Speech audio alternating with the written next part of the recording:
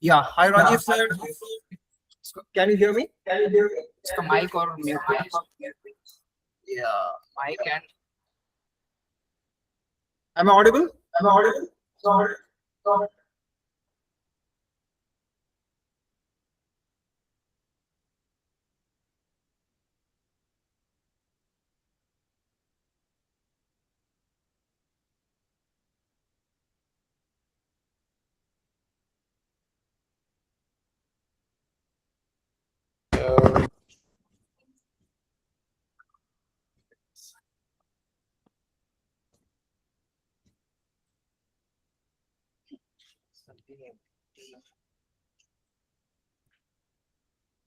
Okay. Rajiv sir, can you hear me? Ajay. Okay, fine. Very good. Very good. So I want to check a couple of things here.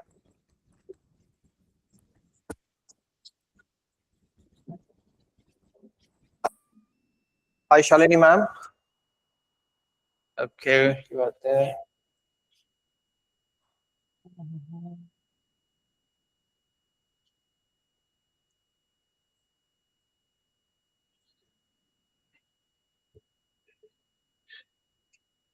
Ma'am जो जजेस का आया है हमारे WhatsApp group में, can you just check if everything is fine there? Okay. Hello, Jones sir. Can you hear me? Yes. Good afternoon, Dr. Sapnil. How are you?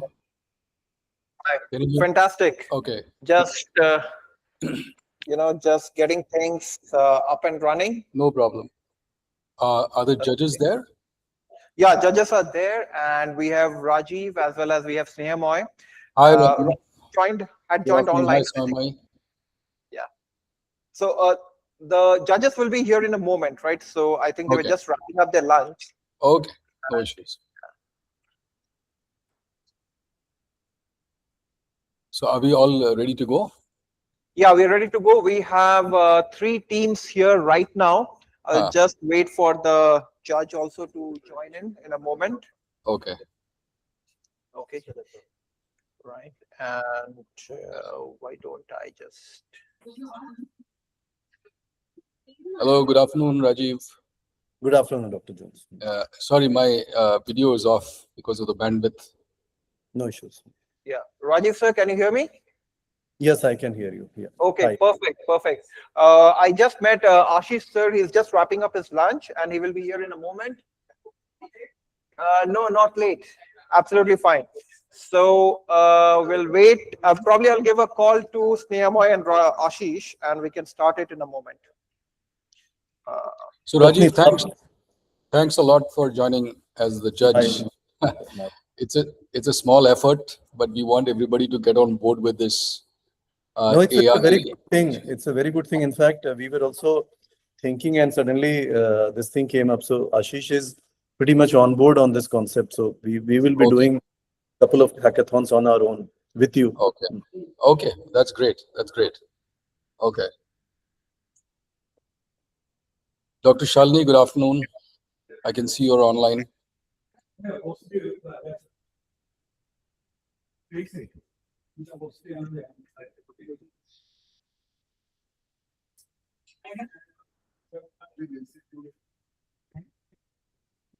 So I saw Rajiv that your URL, so not URL, your email ID has a .ai after it.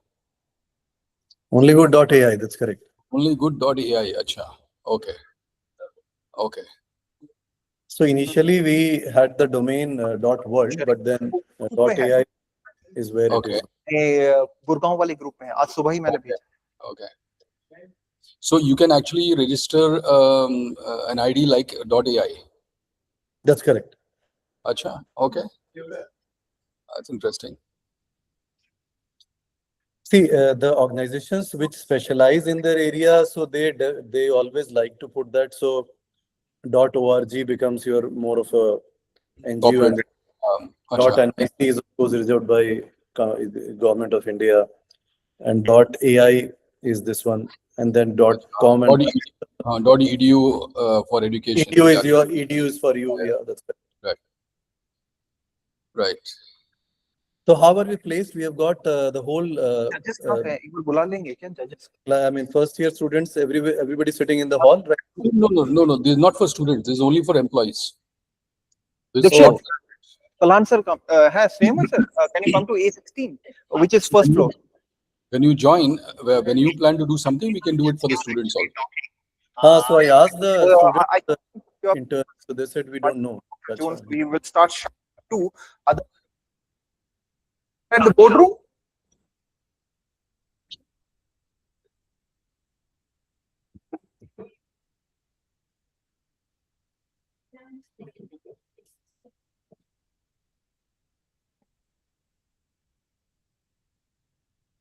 I'm switching off the video for some time. I'm Sure. just water things, and I'll be here only.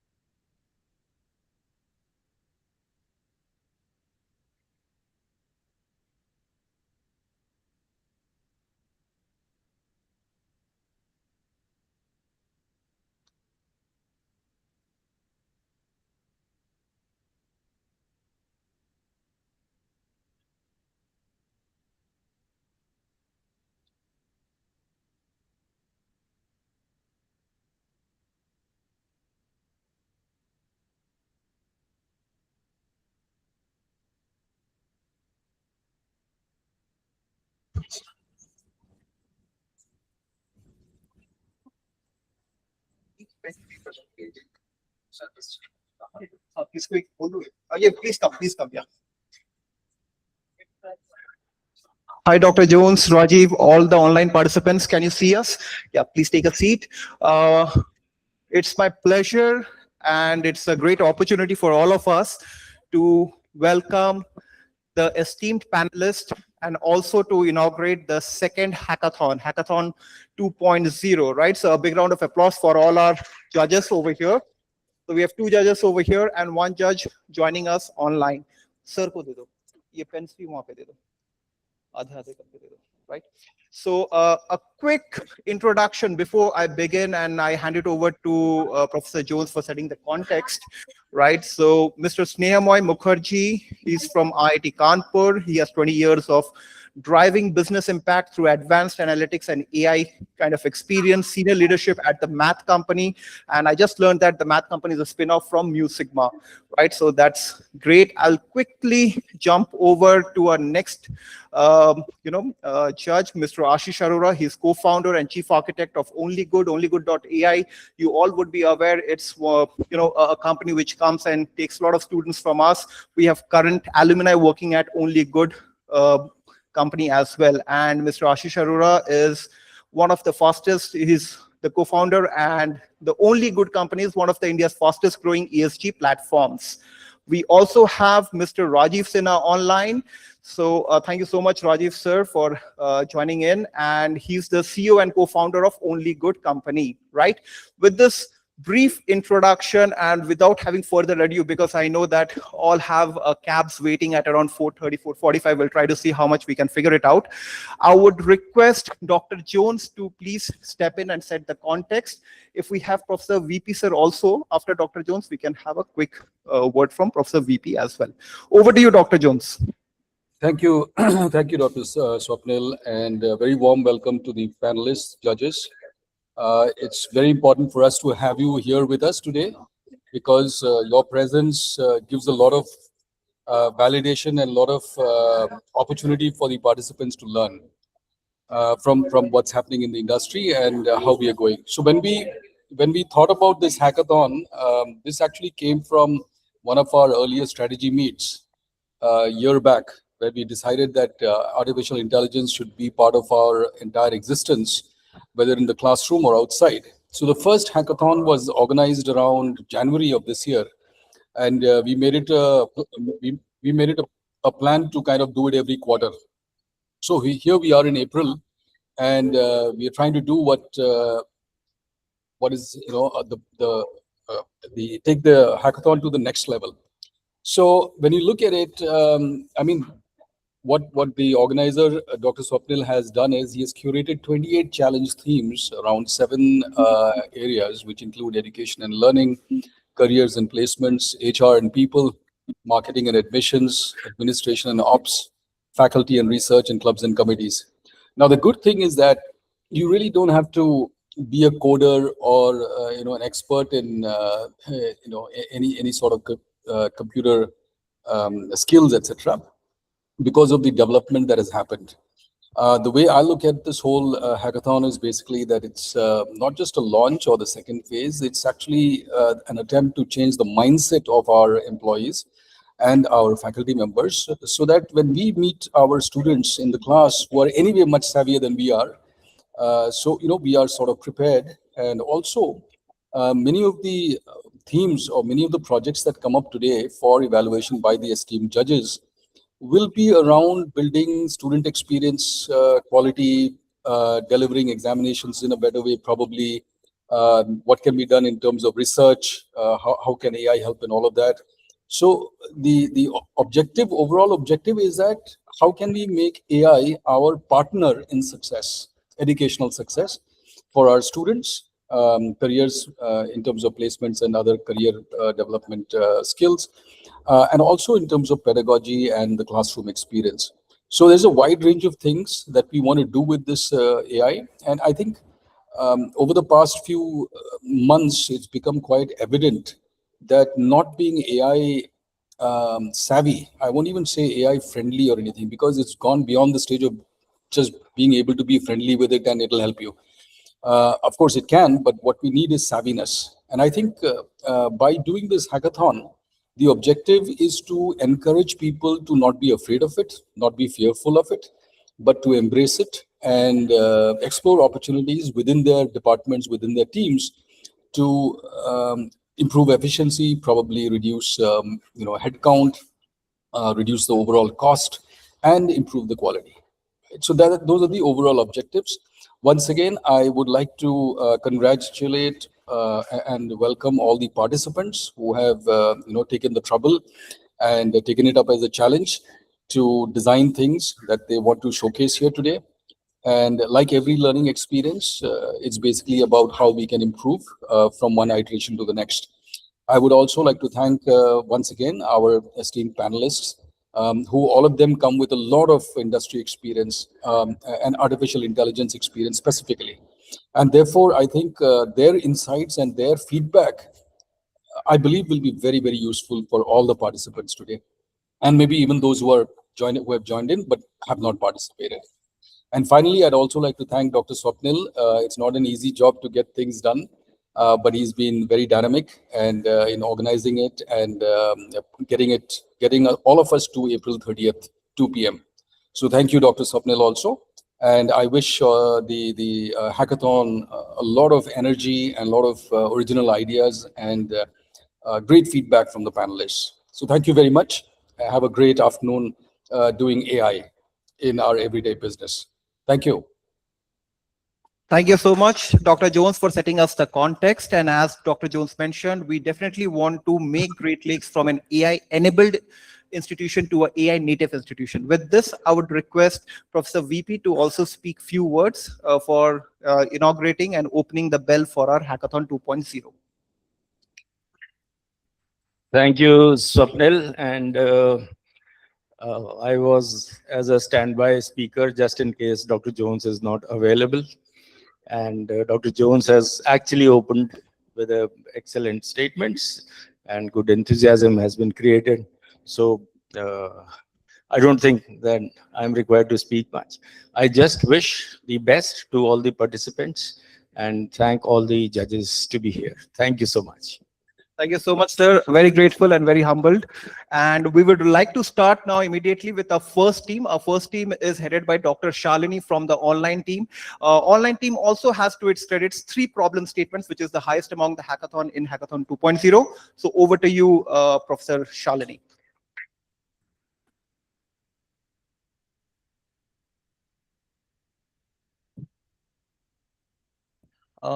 You want to share it? Okay, right. So you are on the meeting link, right? So you have to just share your screen and you can start with your prototype. I will give you the microphone. So share it for this one. Sure. I don't need. You can Thanks. take this microphone. Thank you. Good afternoon, everyone. I am excited to share what we have done. And of course, we are just beginners. I'm sure in this platform, we'll be able to see and learn what all we can do in this. So we have 3 problem statements that we have brought here and some work done around that. The first project is done, my team members are Professor Uma Shankar, Nitin Goyal from Great Learning, and Nitin Vashni. Nitin Goyal has joined here. So to start with the first project, I'll give a very quick brief about the problem statement and then invite Nitin to show technically how this was managed. So the problem statement here is, so just to give the context, all those who are not a part of Great Lakes, so I'm heading Center for Online Learning and we run online PGDM programs. So our problem statements are also around online programs, okay? So in our online PGDM program, there are 3 major challenges that we face in assessments. One, for group projects, there are free riders. So the whole group works, the free riders, they enjoy the show. That was first problem. Second, when they submit the report, most of the reports are drawn from GenAI. Although we have plagiarism check, but it is not an advanced version to assess the GenAI plagiarism. So that was second problem we were trying to address. Third problem that we were trying to address is in online evaluation, it's all about scale, and we have a limited timeline to assess that.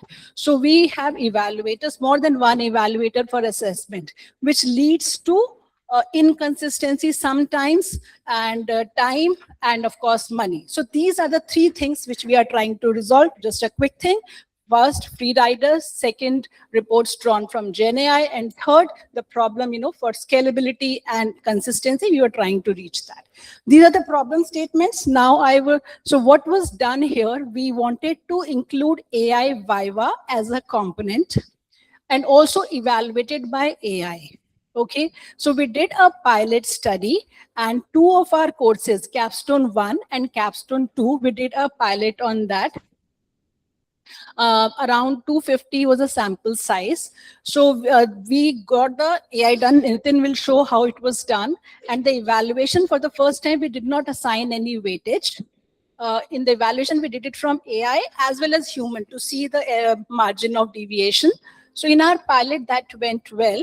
We fixed some errors, and we are ready to now roll it out for the next batch, along with assessment. So for the first time when we did, of course, we did not give any assessment because we were not sure about the result. Now, when we are rolling it out from June onwards, we are including it as with assessment. I will invite Nitin to show how this was done. Nitin, are you there? Yeah. Yeah. Thanks a lot, Dr. Shalini. I hope I am audible. Yes, please go ahead. Great, great. So quickly, let me present my screen.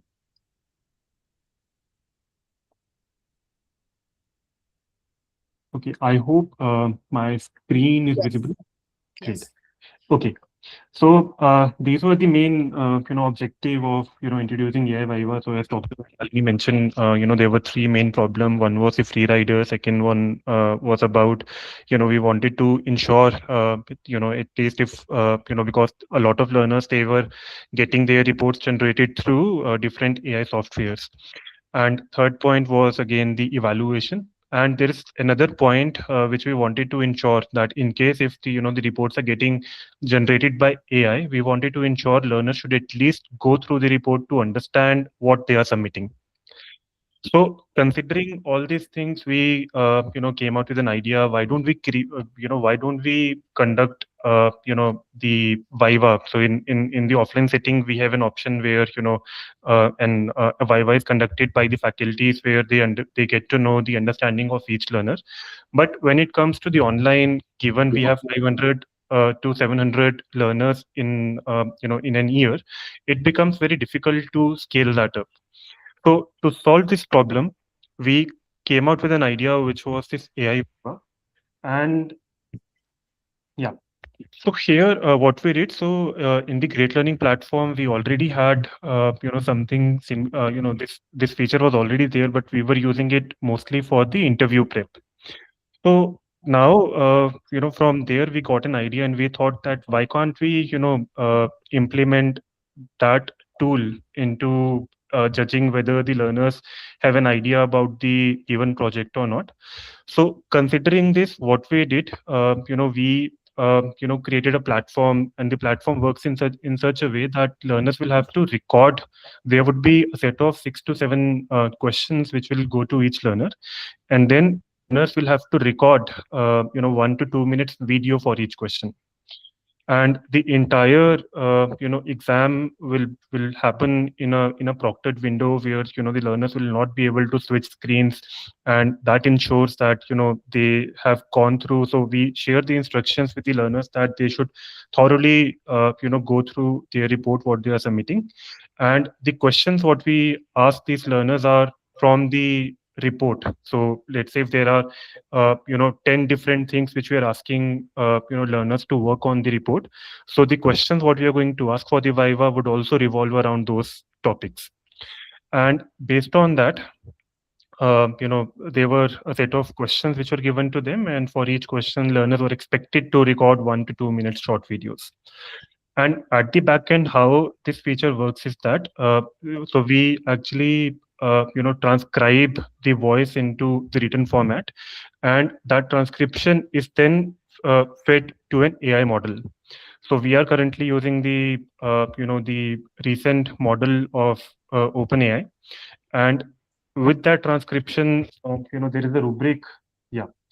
So this is a rubric what we normally use. So 40% weightage we have given to conceptual clarity, 40% to analytical reasoning, and 20% on clarity of communication. So now, based on this, the AI model will judge each and every transcription, and based on whatever learners have spoken, it will give a weighted average to each question. And based on the weighted average, so these are the four things which what it will give: a graded score for each question, then a feedback for each question, and then it will also give a feedback on what could have been better, and then an overall qualitative feedback. So let me, yeah. So this is how the final output will look like. So this is the question which we asked. This is the question level feedback which is given by the AI, and this is the overall feedback for all the 7 questions which the AI has given. So let me quickly also demonstrate how the platform looks like. Yeah. So now what we do, the question was given to the learner, and this is the record. Hi. So, at one point, okay, a business model canvas stops being a strategic tool when it is used only to describe the current business. So, yeah. So I'm not going to play the complete, video here. The objective was just to give you an idea on how, the platform captures the recording. So this is a recording, this is was recorded an answer. So based on whatever she has recorded, it will get transcribed, and then that transcription will be fed to a model where, there's a rubric, and based on the rubric, the score and the feedback would be given for that specific question. So as Dr. Shalini mentioned that, we have already done the pilot, and, the sample. Yeah. So we have considered, a sample size of close to 250. And so here what we did, so we have actually tried to, try to match or map the scores which are given by AI versus the human evaluator. So MOE is the margin of errors, and we just calculated the absolute error between the marks given to each question by a human versus each question by an AI. And based on that, so 316 was the overall sample count. 316, 257, for data for the 257 learners, the MOE was less than 10%. And then for 37 submission, which accounts for around 12%, it was coming out between 10 to 20. And for 6.3% submission, it was more than 20%.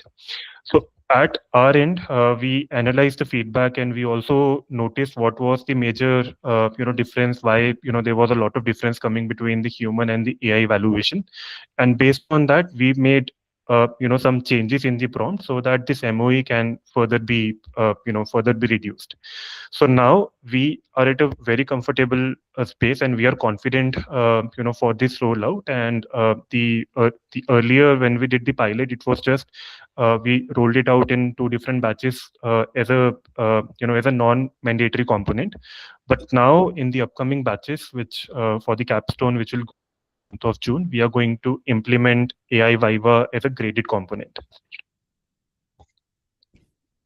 So this is the plan. So we are going to start with, with the capstone, and once it is live in the capstone in the phase 2, we are also planning to implement this AI Viva in all the group projects of the core courses. So for each course, for the folks who don't have much clarity on the structure what we follow for the online OPGTM.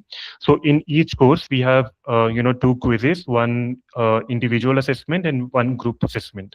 And the group assessment overall weightage is 35% in each course. So our next target is that when it comes to a group project, we want to ensure that learners know what they are submitting in a report. We are still usage of AI, getting reports from AI is something which we still can't control, but at least from our end, what we want to ensure is that learners should go through the report, and they should at least have in clarity on what they are submitting. So considering that in mind, we have planned this, and I am happy to say that we are moving in a very positive direction when it comes to the implementation. Yeah. Okay, thank Thank you you. so much, Nitin. So we will also try to restrict forward-looking statements and just focus more on the prototype and give more time for the judges to provide their feedback. I'd like to open the question answer session. We'll start with Mr. Snehamoy, and open to you, Snehamoy, to Professor Shalini as well as to Mr. Nitin. No, it's not on. Rajiv, can you hear us? I will do that. Yeah, I can hear. Okay. Thank you. This, I believe, is the need of the hour, with people copying and taking free rides. I had a couple of points. One is, how will the model evaluate something like conceptual clarity? Right, that was not very clear to me. So if you can let me know that. Analytical presentation skills, I think those two can be done by AI. But the first one, you need to provide a lot of context. So would you be providing context for each and every question? That will be a very difficult thing to do. So what's your plan for that?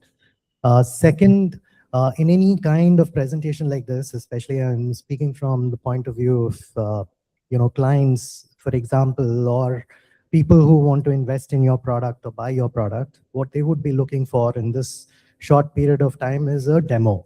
What you could have done better is probably give a video recorded demo of how it actually works across the 3 parameters that you had outlined. You had given weightages. So maybe you could record a question on a particular topic and show how the AI is evaluating it and what answer, so it was not evident from your presentation how this particular application works, right? So nowadays it's the age of demos. PowerPoints don't work anymore. So you need to have a demo which shows clearly how this application works. So these were my 2 points. Okay, I think we can get all consolidated questions. Nitin, maybe you can take a note, or Professor Shalini, you can also take a note. I will open it for Mr. Ashish Arora, and then we'll move to Rajiv. Sir, I think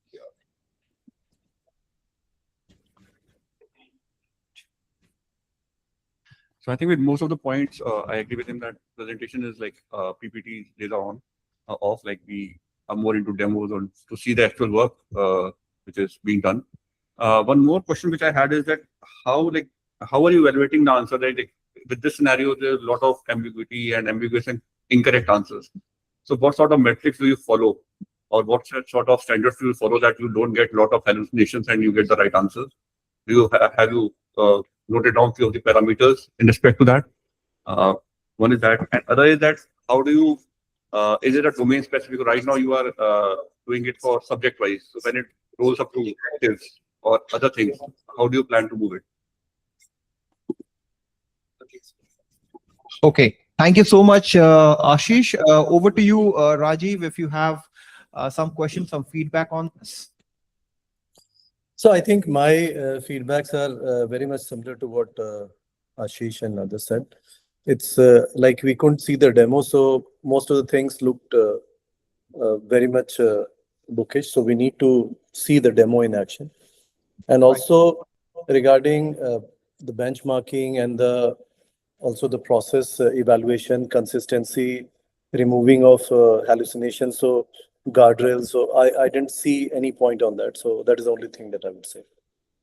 Right. Thank you so much to all the 3 judges. I would also request the judges, if you out of score of a 10, you can just put your score there so that we do not forget and do not have a problem later on. So I hope, Nitin, you have taken a note of the questions. It's not necessary that you answer it right now, but you can take a feedback and maybe you and Professor Shalin can discuss and then come back, right? Whatever works out for you. Sure.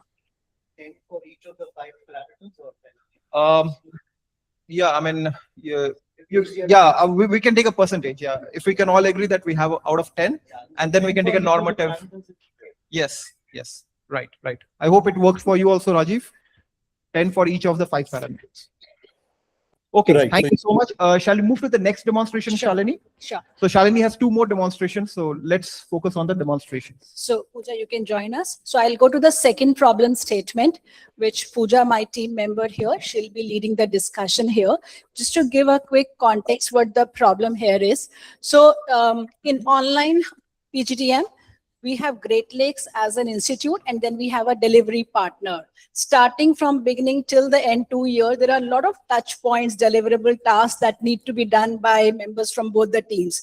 So we created a detailed SOP document that this task, this time, and who has to do that.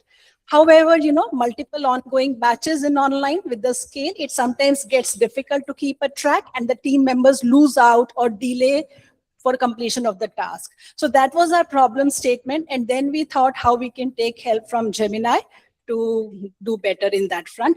Pooja will take it forward. If you have the document, Shamini, on your laptop. No, it's not. Okay, so you have to join the. Okay.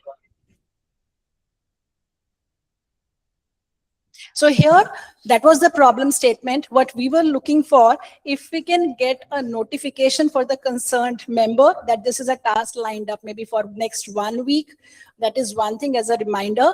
Then at the leadership stage, if we can get a dashboard, what all is done, what is pending, so that I can follow with the concerned team. So that was our expected outcome. So we are still in the phase 1. What we have done is we have created a detailed flow chart, connected that to the Google Calendar. So we have just reached at the stage where we can see the notification on our Google Calendar. In the second stage, what we want to integrate is that the email should go to the concerned person as a reminder. Third phase, what we plan is that dashboard for the leadership. So this is at a very, very initial stage. We have just reached the stage where we can see the notification in the Google Calendar.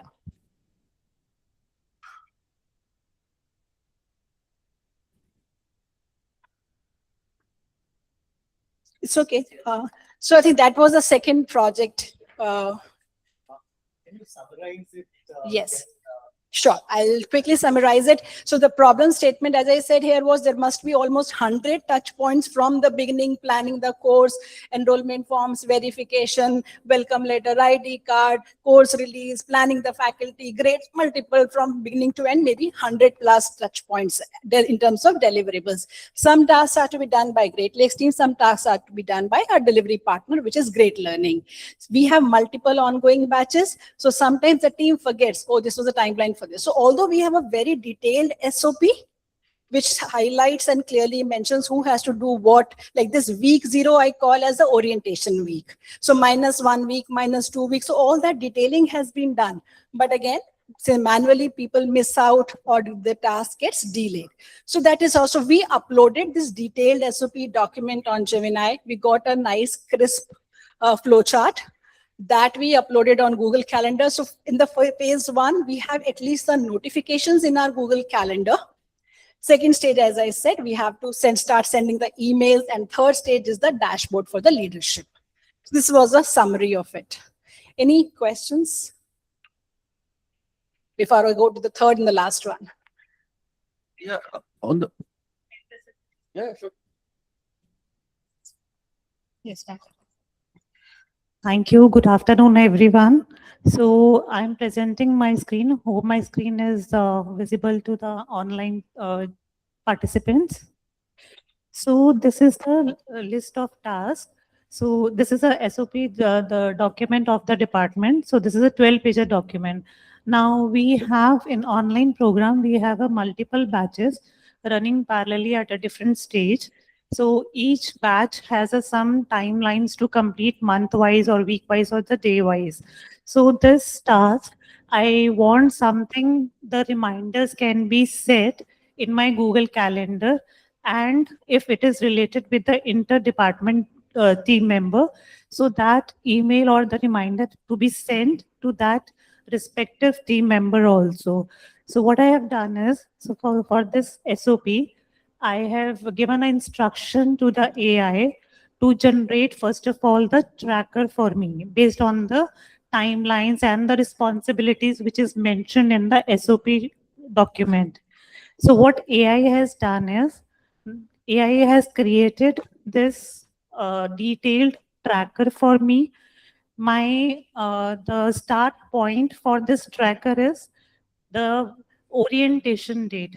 So some task needs to be started before the orientation and some tasks are after the orientation. So there are the 3 stages in the batch: pre-enrollment, enrollment, and post-enrollment. So according to that, we have divided the timeline. Now I want this tracker to be added in my Google Calendar and give reminders to me. So what I have given a prompt to Gemini.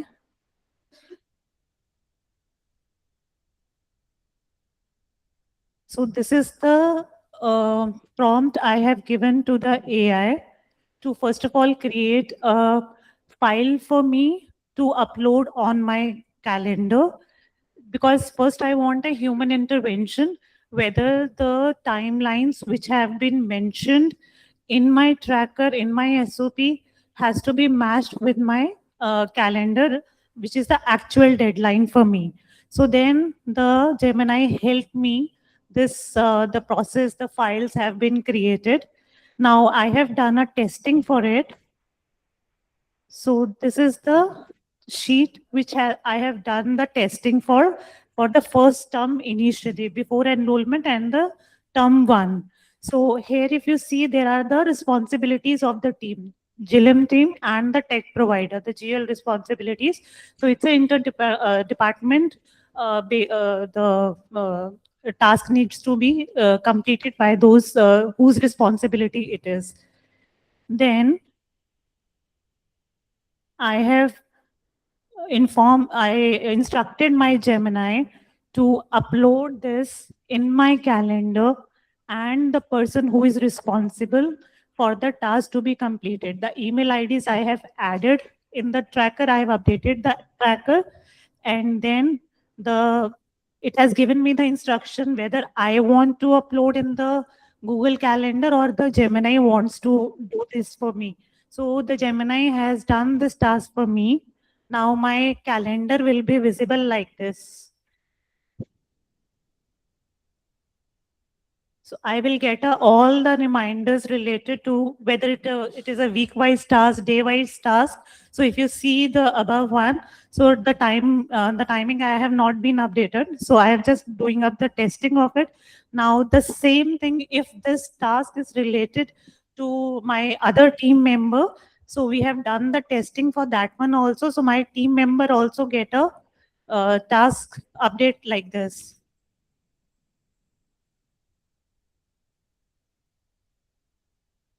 So this is how my team member has also got the reminders in the email and the Google Calendar also. Same as we can check on the Google Calendar over the phone as well. We can access the same calendar. So this is we have done to set the reminder so that no important timelines will be missed. Thank you. Okay, yeah. So we'll start with the question with the same sequence, Mr. Srinivas. Yeah, so, I'm just thinking, so you've done this from the purview of your own institute. If you were to wear a different hat and take it to the market, right? For example, all of these things can be done by a co-pilot, which is given for free. You can pretty much do all of what you're doing here. So instead of, if you have, for example, co-pilot that you can do all of this using that. So why would anyone want to use your tools? That's my first question. Yeah, that's my only question, in fact. Right, so you can note the question. If you do not have an answer, you can, little point of time, can correct that question and do that, right? So we also have Microsoft Word subscription, and I believe it comes free of cost along with Microsoft Word subscription. So we can base with IT and do that. So the reason why we have used Gemini is we have this email workspace, and the pro version is provided to all educational institutions on that front. But Copilot point is also a pretty valid. So we can reach out to our IT guy and we can look into that. Right. Over to you, Mr. Ashish. Yeah, I think from AI, if I see from AI perspective, it's like I see more of a workflow problem. Then it's you're breaking down a task into the project management and distributing it to and sending reminders, which is a kind of reminder management system. I frankly didn't see a need of much of a AI in this or a use of AI in this, really. And one thing, how do you differentiate between what are prioritized events, what are less prioritized events? And when you schedule the events, do you also consider the conflicts in the calendar of some people you are scheduling the task for? Good questions. Yeah. Right. Mr. Rajiv, any questions from your end? Yeah, so the first thing, what I was thinking is Great Lake should also have an AI policy that I can see a little bit missing over there. So any document which is internal, you have to be careful on putting it at the open platform. So that is one point that I saw.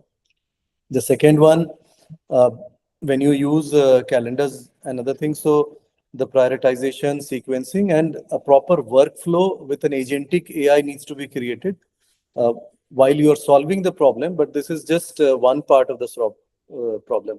You need to look at end-to-end closure of that. So that is, these are the 2 points from my side. Okay, yeah, thanks. I'm sure the team has taken all the points, Sure. required points, and let's quickly move to the third one. Yeah. And let's just focus on the demonstration part Yes. of it. So the third and the last project that we had was, so student rule book. In short, we call it as SRB. Now, this is quite an exhaustive and a detailed document. Online learners, being working professionals, they somehow do not read the whole document. And a common challenge that we face is they keep coming back, what is the policy, and they're generally confused about that. So they rely currently on the program managers to ask, or they just form their own assumptions. So what we wanted, a chatbot to be created around SRB, so that 24/7 they have the facility and accurate information, because sometimes SRB information also changes from a particular batch to another batch, some part of it. So for that particular batch, if we have an SRB integrated, the learners will be able to quickly get the information, and that's true accurate information. So that was our objective. And so here we have where we tried and created a chatbot. So I uploaded the SRB document, gave an instruction that the information around this document only should be shared in answer. That I can show you the prompt here.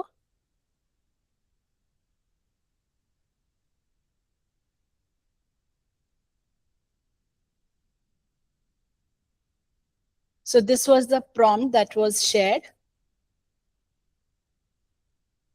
And that's how this was done. And now when we are asking questions about course repeat policy, we can show you some questions. Pooja, you can just type this question. So we can just show some questions when they are asked. Yeah. So maybe we can take a question. What are the specializations in online PGDM program? Don't just type it out. What are the specializations in OPGDM?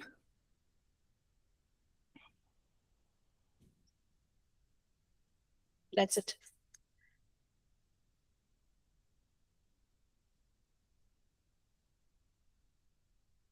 We can start a new chat.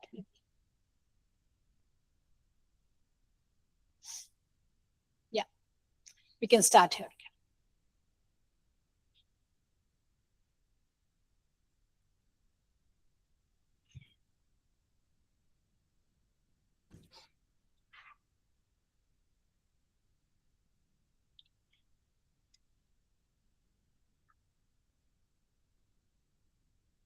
So these are the 4 specializations. To scroll down. These are the 4 specializations which are coming. Go down along with the courses in each specialization. We can ask more questions if you have time. What is the validity of the program?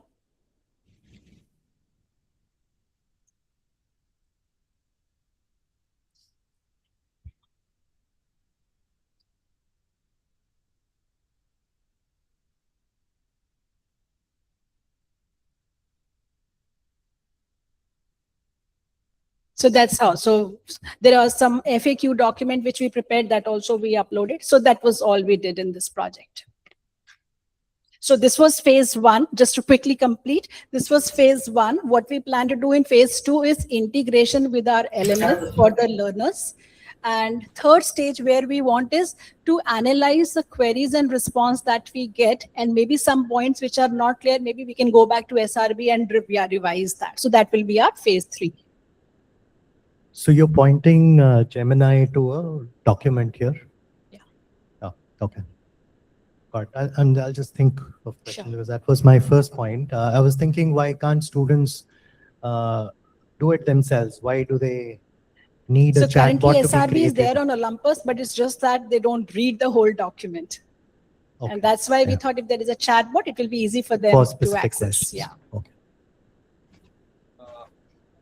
So I think chatbot is fine, but do you all also retain the context? So I suppose I asked 2 questions today. I came back with the 3rd question tomorrow, which is somewhat related to my earlier 2 questions. So are you maintaining that user level or student level interaction, or it's like just uploading it or document to a Gemini or whatever? I'll make AI a note platform? of it and see how we can do that. But that's a very valid point. Yeah. So you're talking about the memory retention. Like on day 0, if I ask question, what is A, and day 3, I come back, I want to also know what I asked previously.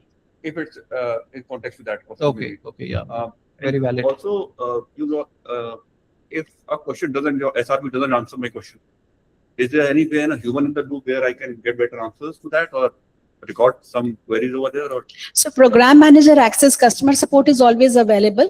I think here we have mentioned in the instruction for the points that the Gemini doesn't have an answer, they will just direct to the program manager. one more problem which you can face in this is that although you are uploading a SRB today, but as your SRB keeps on updating, did you develop your own in-house application? If you keep updating that document over and above again to any of the AI platforms, the context it sometimes becomes so large that it will start hallucinating. It will not give you correct answers. Okay. So, think about Sure. Sure. Right. Okay. Rajiv sir. No, not much. So I was Okay, just thinking maybe a voice prompt and things, but otherwise not much. Okay. Yeah. Thank you. Thank you so much, Shalini ma'am. A big Thank round you. of applause for the OPGDM team. I would now like to invite Bruno and the big team. I guess there are 2 problem statements. Can we club yours and Shalu's? After Bruno's, can you show yours also? Okay, fine.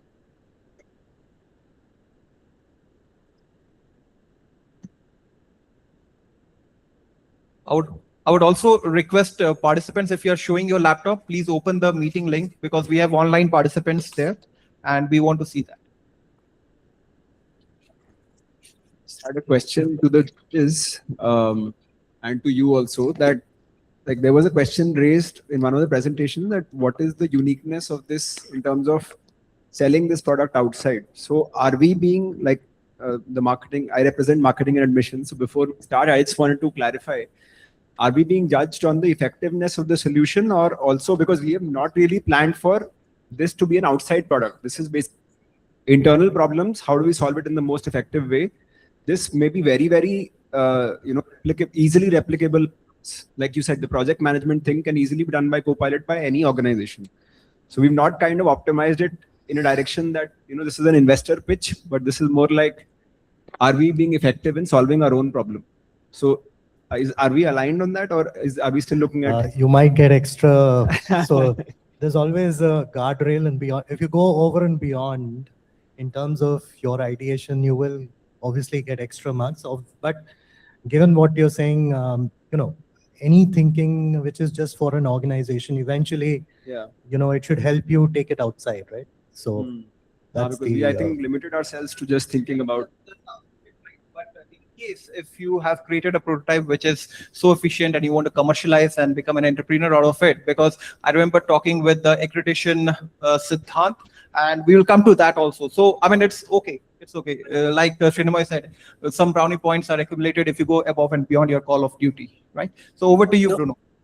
I would also like to add one point over here that, going and making it market ready also means thinking about solving the problem on a larger and a bigger scale. The problem that you have, I'm assuming most of the educational institutes will have similar problem, and they might also have some additional problem and some other use cases which might not be exactly fitting with yours. But if you create a solution which is, of course, the priority is for your college itself, but any problem which is there, if you think in the larger terms, it always encompasses and covers other things. So it's good to have that kind of view, and going beyond your college is also important. So thinking has to be on that line. Of course, the base is yours, but always look for the bigger picture. Thank you. Good afternoon, everyone, respected faculty, judges, and my colleagues. I want to especially thank Dr. Swapnil for actually organizing this AI hackathon and getting us to propose ideas and solutions that will help our institution grow. I'm representing the Great Lakes branding team, and the problem statement that we have is how do we exactly understand what people, different stakeholders, especially prospective students, aspirants, and even our alumni are talking about us, and what kind of feedback is being circulated on more unofficial and public platforms about the brand. At the institution level, we do collect feedback from students at the end of every term and even at the end of the year.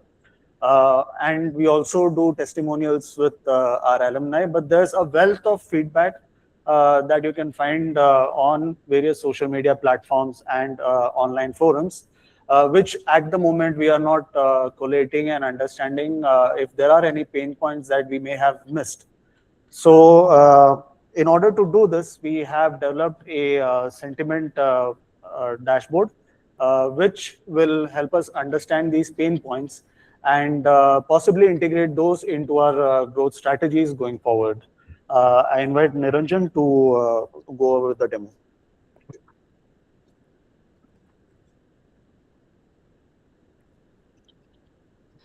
So good afternoon, everyone. My name is Niranjan Machi. I'm the assistant manager of brand marketing here at Great Lakes, and I'm presenting a sentiment intelligence dashboard with my team, the Neural Network. Now, you see, the internet is a vast place, and it is a place where people don't have to show their names, their faces, their identities. And in a way, that sort of gives people a freedom to express their views. Some of them are honest, some of them are also misinformation. This tool, this entire data pipeline and a dashboard targets that problem, that we can encapsulate the public sentiment on social media platforms about Great Lakes. That not only helps us discover the pain points of students or gaps regarding various buckets regarding our institute, such as curriculum, faculty, infrastructure, whatever it may be, and also it helps us detect any misinformation that might be spreading out there on various social media platforms. Currently, so far in this tool, we have targeted 2 social media platforms, YouTube and Reddit. I'll very soon explain how the data pipeline works. But the overall general idea is the data pipeline fetches the comments, the replies from your social media platforms. It categorizes them, whether it is actually related to Great Lakes, it is related to our competitors or industry, or it is totally unrelated. Once that filter is applied, it identifies keywords from those comments, and based on those keywords, it assigns buckets that we can also create manually, or it also does it automatically, such as admission process, such as placement, such as campus life, student life, infrastructure, and number of buckets. It assigns those labels to them, and after that, it does a sentiment analysis. So it is not a simple sentiment analysis, but an attribute-based sentiment analysis. So it does an aggregate level sentiment analysis for those buckets. That way, we can identify where are we lacking, which buckets or regarding our institute are good. And further to that, it analyzes those comments in those buckets, and it then provides, by analyzing those comments, it tries to provide feedback and suggestive actionable steps. For this demo, unfortunately, we'll not be able to see the Reddit platform in action since I'm still awaiting the API, but we do have the YouTube comments data. And I've analyzed both the Chennai campus as well as the Gurgaon campus, and I'll now walk you through how the tool actually operates. Before that, there are 3 key components here that make this tool work. One is the back end and one is the front end. What you are currently looking at here is the front end. Now, the tool pulls its code, its data, all the processing is done through Google Drive and Google Colab. And from there, after the analysis is done, it presents those insights into this dashboard, which is interactive.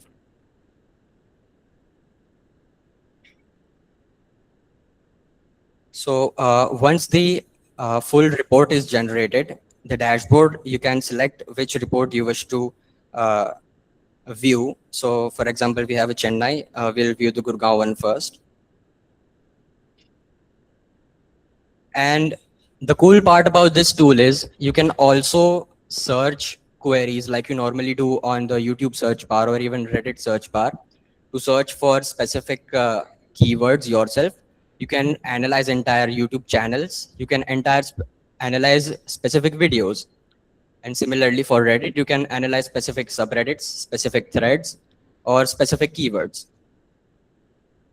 So for the Gurgaon report that we ran, we collected 791 comments in total. Out of that, 295 were for the institute, 473 for our competitors or the industry, and rest were unrelated. It identified 8 main key buckets, which are visible here. Now, sir, there are a couple of metrics here. One is obviously the sentiment score, but after that, it creates this actionability score, this priority score. And it is calculated based on 3 factors. One is and it is weighted also. One, the highest priority is, the highest weight is given to the sentiment score. Next, the recency. How recent is the feedback? How recent is the comment? And another one is the volume. How many comments about that bucket or that topic are present? So based on that, it calculates the actionable priority matrix. So which buckets need the most attention or are a higher priority?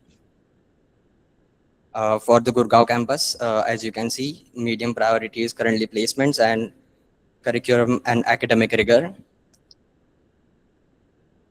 Yeah.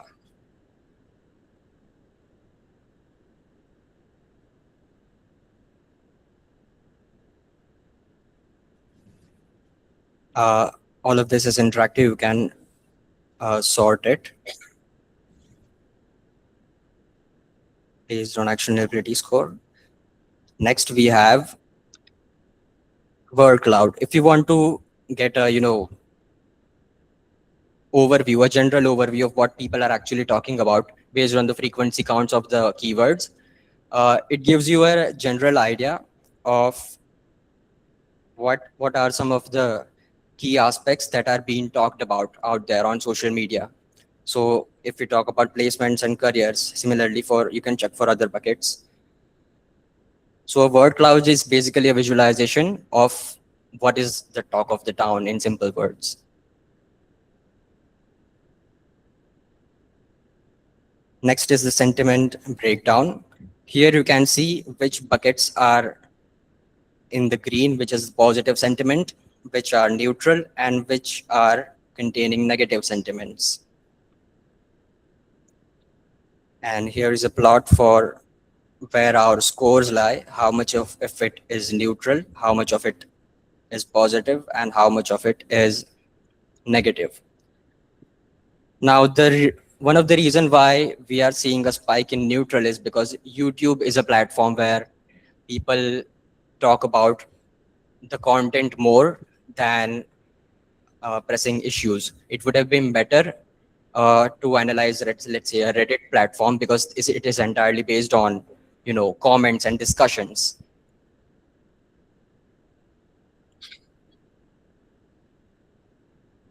Now, once your scores are generated, we have tied up Anthropic AI's API that will analyze the comments under each bucket and then also recommend actionable steps or at least a generic steps for now, since we have not fine-tuned the models for our institute. So if we talk about admissions bucket, since we are from the marketing and admissions, we have 26 comments, which generally talk about uh, interviews, calls, and all those things. You can check the entire comments in the output file as well. But it provides a summary that we need transparency, we need information on wait lists. So these are the things that students are actually talking about. Similarly, you have such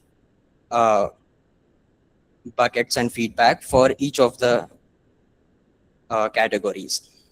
And if you wish to dig a bit deeper, you can analyze institute data, competitor data, all specific comments, all of which can be filtered. And if actually show the content from where it is picking up these. yeah, so if you're concerned about why is this score negative, so you can actually dig deep and go to that specific comment and check what that person was actually talking about.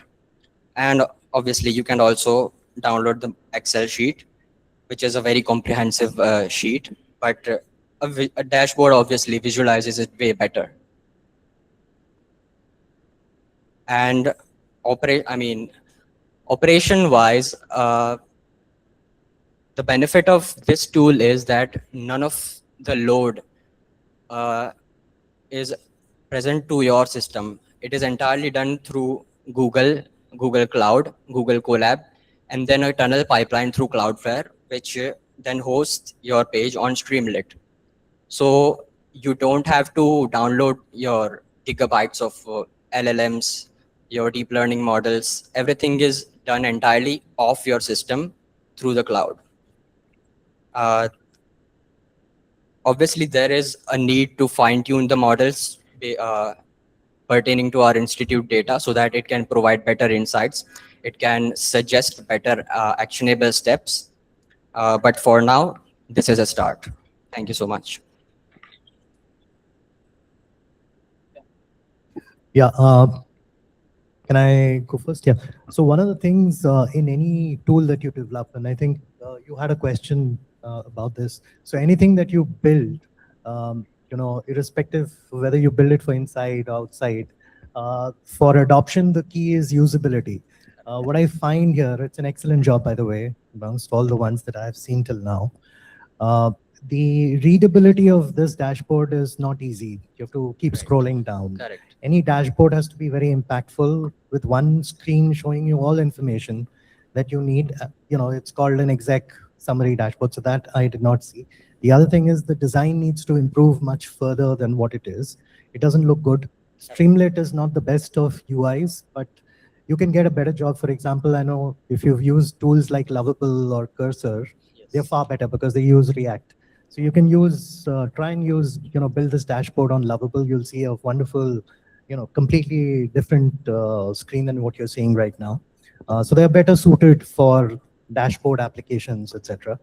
The last one I had is you mentioned that you can analyze specific channels, right? So what kind of analysis are you talking about? So these are the 3 points. Solely the comments. And obviously it will also have information on what the video title was, what channel was it. But the analysis part is solely done on the comments. Got it. Thanks. Right. Your comments, but we're also working on setting up the API with Reddit, and which will require their intervention on some level. Yeah. Once that is done, it will scan entire conversations, entire threads, and then from that it will gain much more insights. In fact, the pipeline is already ready. Just the credentials are pending. So is there, so for example, Glassdoor is on companies. For institutions, do you have a similar website that you're aware of which you can pull information off, or is it only comments? Okay. Got it.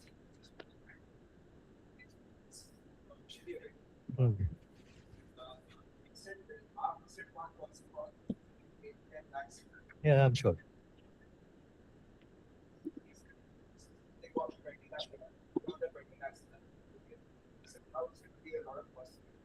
Perfect. Yeah.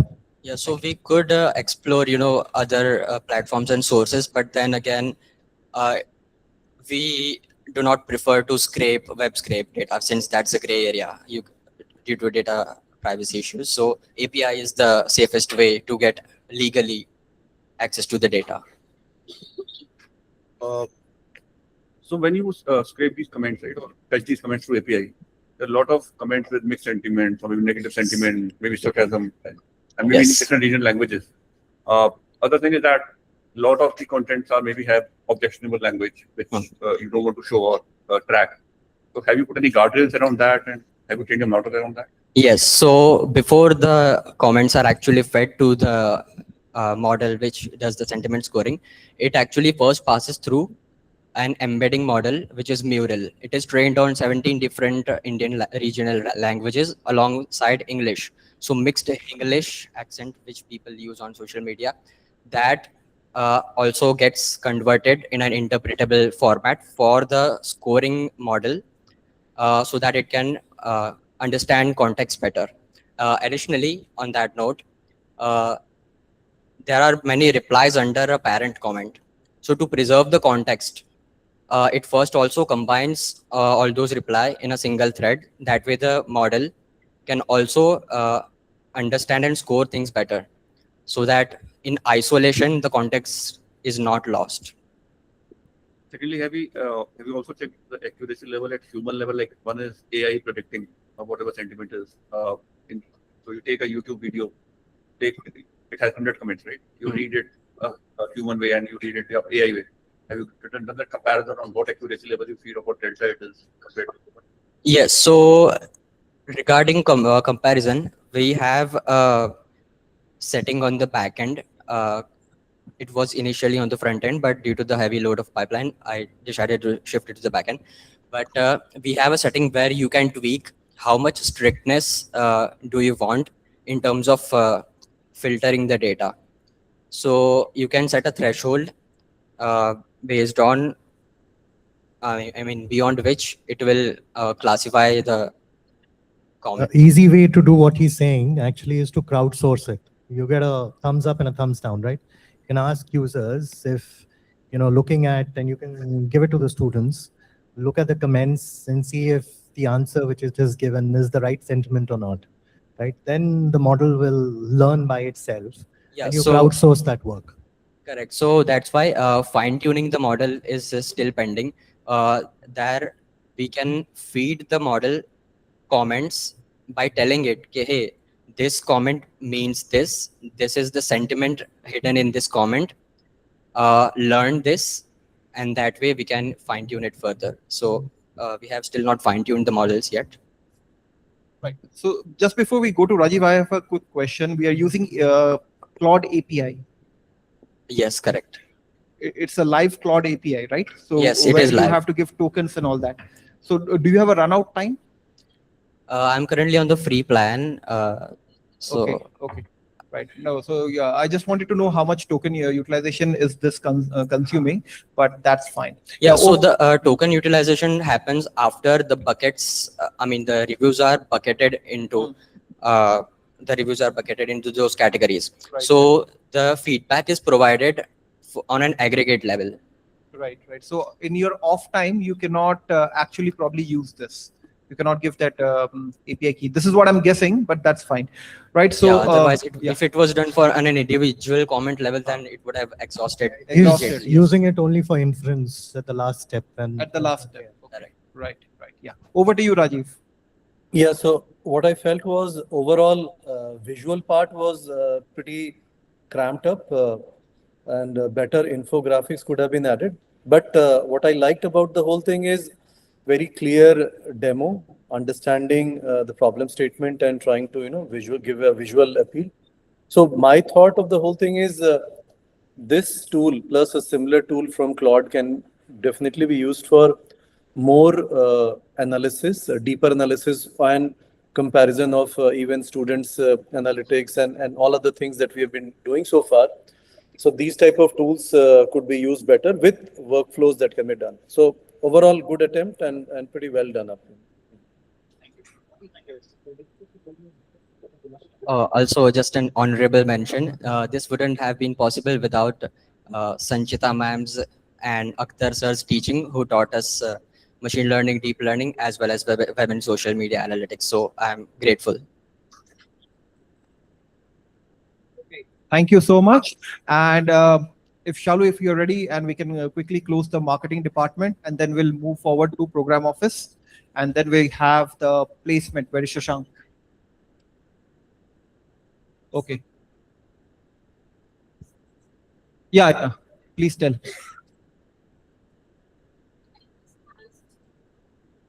Right. Only suggestion that I had was because there are a lot of platforms wherein reviews are there, like College Dunia, College Dekho, and all those, wherein most of the students go and actually check the reviews before finalizing a college. So can we actually work on the categorizing of this so that we have social media is one platform, all the college review platforms are one, edtech platforms are one, and then the discussion forums are the third one. All the APIs will take time to get pulled and everything implemented. But I think once we have that kind of system, then it's going to be really beneficial for the organization standpoint of view, because at the end we want a positive sentiment across the internet for the institution. So I think that is how it is going to be a really useful tool. And I don't know, I have just joined here, so if there is not a current system wherein we are consistently taking feedbacks from the students, so those feedbacks can be taken on these kind of platforms, College Dekho and everything. I just checked, I think on College Dekho there is only a limited number of reviews right now. So those numbers can be increased and those sentiments can be made more positive, and overall this can be further implemented here, and this can be a way of showing the appreciation for the college on all the top 4 parameters that we have here. So that is my only suggestion. So, thank you. Thank you so much for your suggestion. Yeah, over to you, Shalu. Can we wrap it up in 10 minutes and give 5 minutes for the Q&A? We are running out of time. Sure. Hi, everyone. We are the AI Avengers from the admissions department. So as part of the admissions process, we verify documents of all the candidates who make the initial fee payment. For example, this year we have 2,000 plus candidates who have paid the initial fee across both the campuses. And for each candidate, uploads minimum 10 documents. So that way we need to verify the documents, in fact, 20,000 plus documents we need to verify. That approximately takes 500 hours if we take 15 minutes for each candidate. So over the years, this was a pain point for us as it was taking a lot of our bandwidth. Our team's time was going into this verifying documents, and there could be a possibility of human errors as well, as it was all done manually. So with this AI hackathon, we actually started thinking in this direction that why don't we build something in-house. In fact, this year we reached out to few vendors outside, and they were doing this AI document verification, and they were charging some 9 to 10 rupees per document, which would have increased a lot of operational cost for us. With the help of AI, we built a syntax wherein through Python, we uploaded all the documents at one place with the information of all the applicants' data. And for a sample testing, we uploaded some 139 candidates' documents. It took 2 hours to upload the documents and 10 minutes to verify the documents, for which we were actually taking 500 hours. So winning or losing is one thing, but this has given us a platform wherein we were actually able to think in the right direction. And I think through this, we will further, we'll improve this tool, and we'll be using it in-house. We have we have already started using this platform now. So you can see, so when we verify documents, we verify 10th, 12th, UG mark sheets. we match whatever is mentioned in the application form. Let's say if they've mentioned 60%, if it is actually 60% or it is 50%. So, we've given all these parameters, and within 10 minutes time, through the syntax, it was able to verify documents of close to 140 candidates with different parameters. So, I believe that this is going to help us a lot in making our admission process much more efficient. So on the screen, you can already see wherever there is a mismatch, it has been flagged. Can you show the final status? So this is the final status, whereas there is a partial mismatch, where it is 100% matched, wherever it is not matched at all, it has been marked, and wherever it is flagged, we will reach out to the candidates, we'll ask for the documents for clarification. Sure.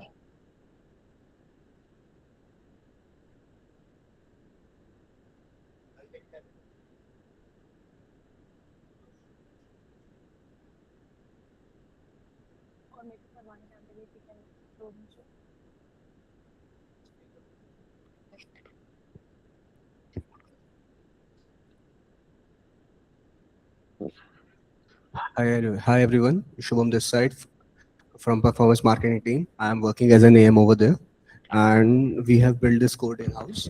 So let me show you the code instead of like I will make you see how it is working.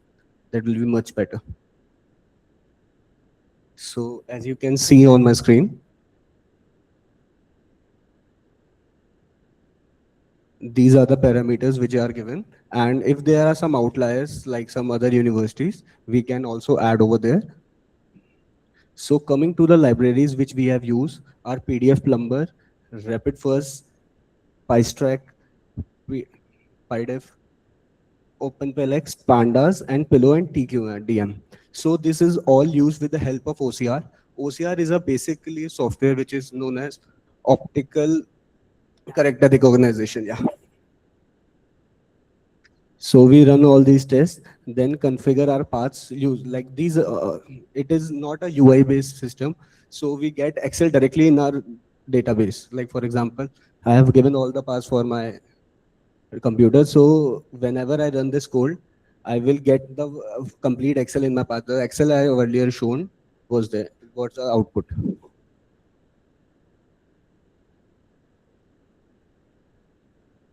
So coming to this part, these are the these are the extracted documents which were shown. So these are all the parameters which we are following. Like if there is an image, we are doing cleaning, taking keywords, etc. For example, if there are some unknown companies, their structure is not well maintained, but we need to verify it. So we are taking different kind of keywords which are matching that, and we are also sharing the percentage of matches. So this is where we have uploaded all our data. So the gross application groups are around 138. So now here I have given some parameters and particulars for all the things which we need to verify.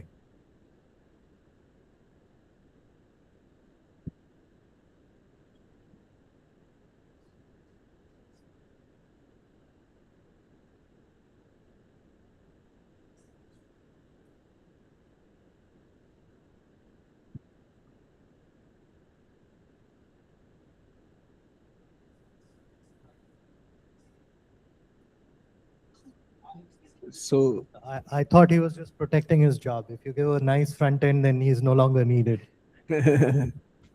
No. So like we are able to like verify around 1380 documents in a time run of almost 2 hours or 10 minutes.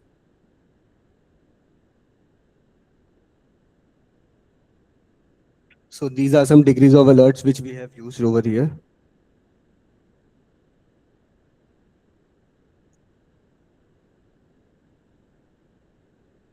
Should we run the code or?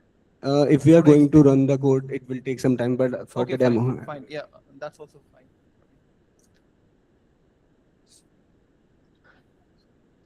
So fine. So yeah, we can conclude it here and then we can open it up for questions. I guess this is what it is, or is there anything else?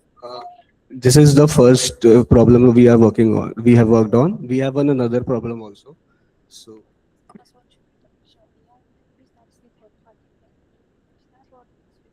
Yeah, up to you. If you want, you can. I mean, it's always good. Had I been in your position, it's always good to take as much feedback from the gentleman we have, right? Okay. So the other initiative that we are taking this year is the AI-based interviews.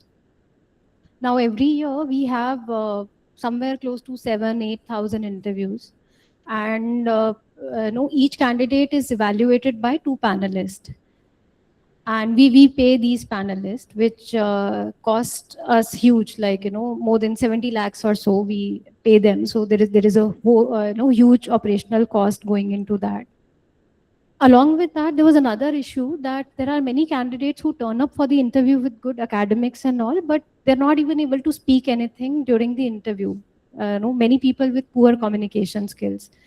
So, to flag those cases before even calling them for the interview, we are planning to have this AI interview platform wherein candidates before the interview who are shortlisted based on their profile will be called for this AI interviews. Where they'll be judged on the basis of the content relevancy, their English communication, body language, confidence, dressing sense, all of that. And wherever the evaluation will also be done by AI. And wherever there is an issue, they will flag it. They'll give their own evaluation.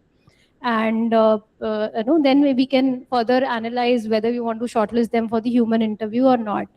So it is going to save a lot of time for us, cost, and we will be able to get better students in class. So I will just quickly show you the demo. We are yet to finalize the vendor for the same, but I'll just show you the demo right now.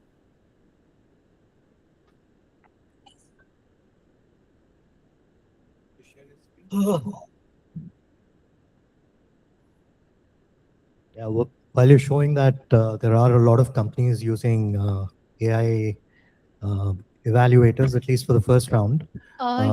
Yes, so you can yes. check them up and reverse distill, using the same technology or terminology.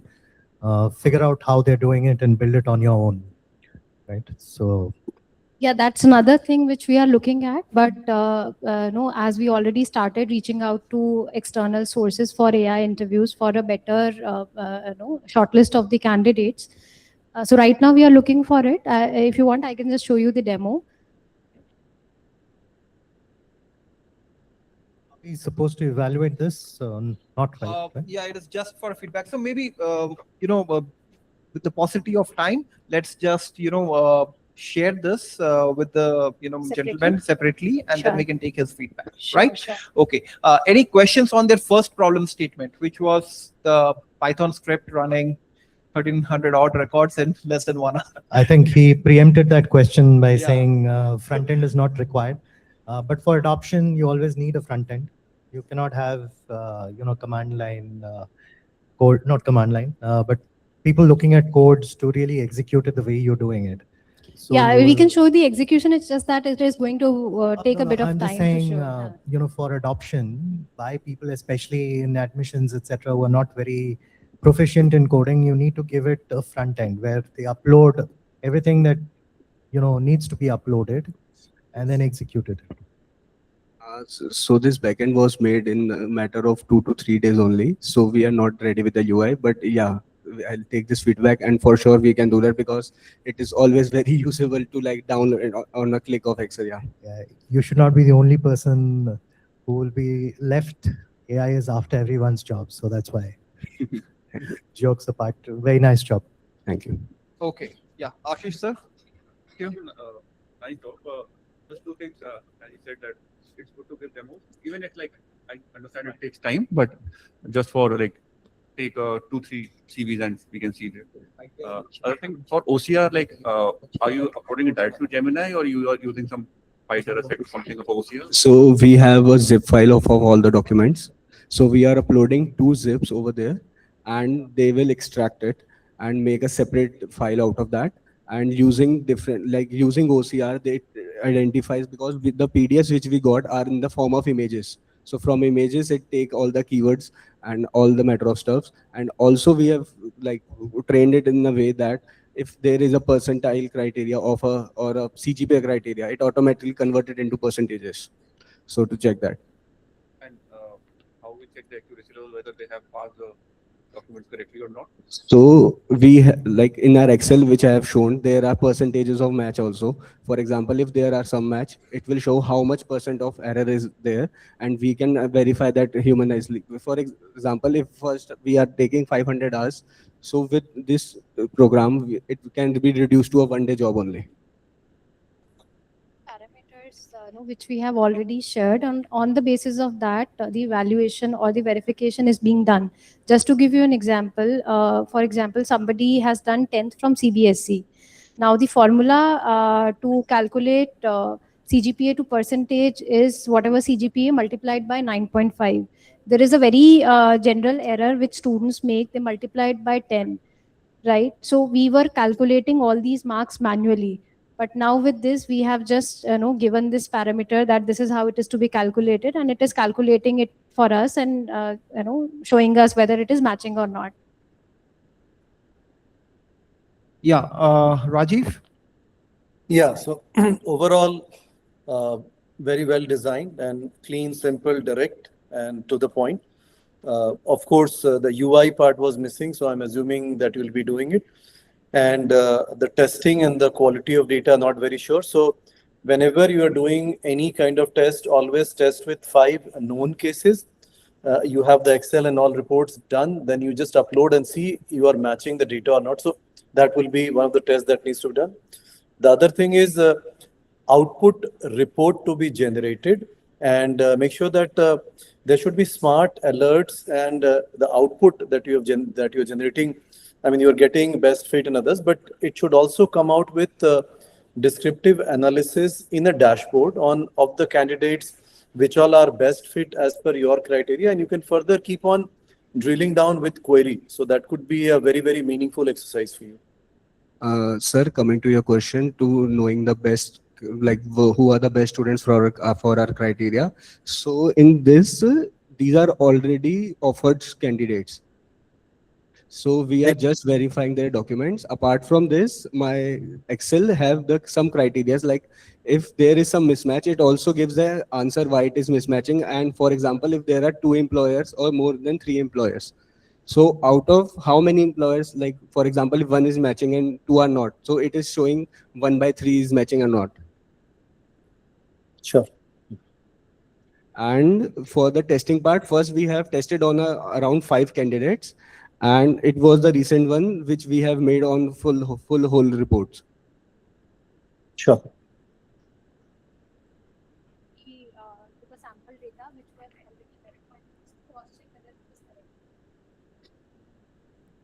Okay, thank you so much. We have one more problem statement. Okay, fine. Let's quickly do it because we are running late by 15 minutes right now. So as Rajiv sir was talking about the right fit candidates, actually we have developed, with the help of AI, we have developed something which will help us finding out the candidates who have higher intent and high possibility of joining the program. I think Abhikram can further give the brief on this. Thank you. Thank you so much, Chalu. Hope I'm loud and clear to all, yeah. Hi, respected panelists and the faculty members. Yeah. So the last problem statement, this is, by the way, still in works. The main thing is that we need to improve our shortlisting criteria because we have too many applications for every year, right? And the probability of offering very high intent candidates should be, that if we send them the offers early, there are high chances that their conversion will also come in, right? Because as and when the admission process starts for multiple universities and institutions, they keep on receiving offers and then they have choices to make, right? But if we send them the offers early, from the past records, we have seen that whatever offers we made to the candidates in the initial phase, they mostly got converted into the applicants over here. And what it does is that it significantly reduces our costs because less amount of interviews to be taken, of course, because of the first problem statement that we did. And it also increases the quality of students in the overall batch profile. So that's one thing. And Shubham, if you can just show that. So basically, there is like in a data set, we have around 55,000 applications over 3 years. And in class, for talking about the PGDM batch in Gurgaon, is around 1,000. So there is some data imbalance. So we are trying to figure it out, like how to get the exact match and how to put the weights. So we have used two models. One is XGBoost and one is CatBoost. So for the audiences, XGBoost is a trained model which works on tree basis. Like it works on the residual model. For example, if there is a margin of error of 1, so it will make trees and try to reduce the residual and turn it to the 1. We also use combination of cat boost because we have some categorical values as well. So there is a mix, and we have the ROC score of around 0.82, which is kind of good score, because when I individually use the cat boot or XGBoost, there is a chances of overfitting because there is a highly imbalance in the data. So the model is, You are matching this against previous data. yes, we are training this model and then we are predicting for the upcoming applications. So here, sorry. There's a big assumption there that the previous selections were right? So yeah, previous exam, like from there we have applicants and we are getting the in class. How many we have in class for the same?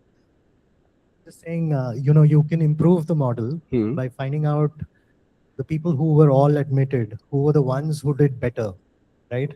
So you should do your model on the ones who performed well, maybe beyond a certain threshold, so that you can hire people who can get a CGPA 8 and above, right? So otherwise. So surprisingly, in morning, There could be false positive. This is what Shinamoy is saying. But yeah, that's good feedback you can work on.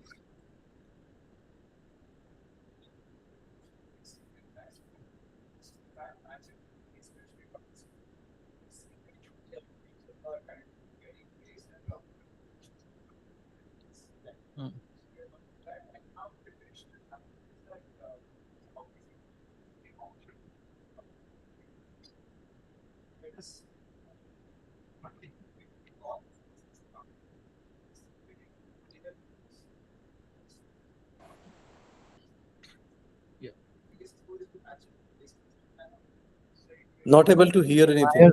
Hire, or recruit or admit people who are going to be better performers, right? So that's what the model should distinguish. Right? Yeah. Placements plus CGPA, making it more robust in that sense. Yeah. Yeah. So it's just a quick demo. So this is the in-class predictor. So here I'm going to train this model. So here are all the models which I have. It is getting, like, it is a prediction model. I can also show you the training part as well. So these are the models are routing. The score I was talking about, RSC score, is 0.8218. Here are some sample applications which are going to like tested on the same.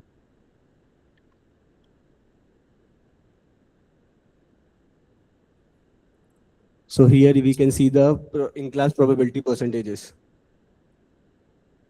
Again, it is going to download in my system in an Excel only.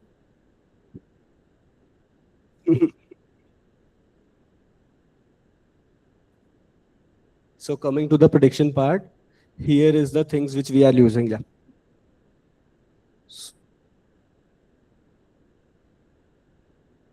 So see, I have used both the model. Sorry. So one by one, I was testing all the ensemble model, XGBoost and CatBoost for the same. So here, what are the results I am getting? So here are some histograms for knowing which features matters a lot. So here is a training part of XGBoost. So which features did you find? Any 3 features which were the most important? Yeah, those features are like upcoming in the code. So see, you can see over here, there is a confusion matrix and importance score validation over there. So this is the result, like what the main features are there. So we have trained this model on the same and then get the predictions.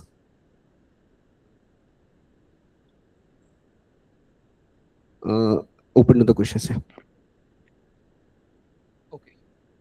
Any questions from your end, Mr. Rajiv, Ashish sir, or we can move on to the next group? No, nothing from my side. Okay, fine. Fine. Thank you so much, AI Avengers. A big round of applause.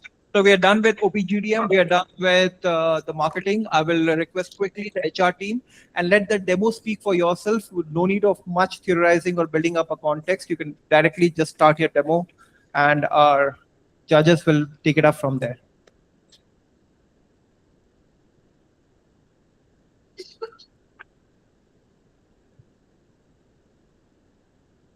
We've also requested some beverages to be here, so it will be here in some time. Right. So this is the talent innovator team from HR?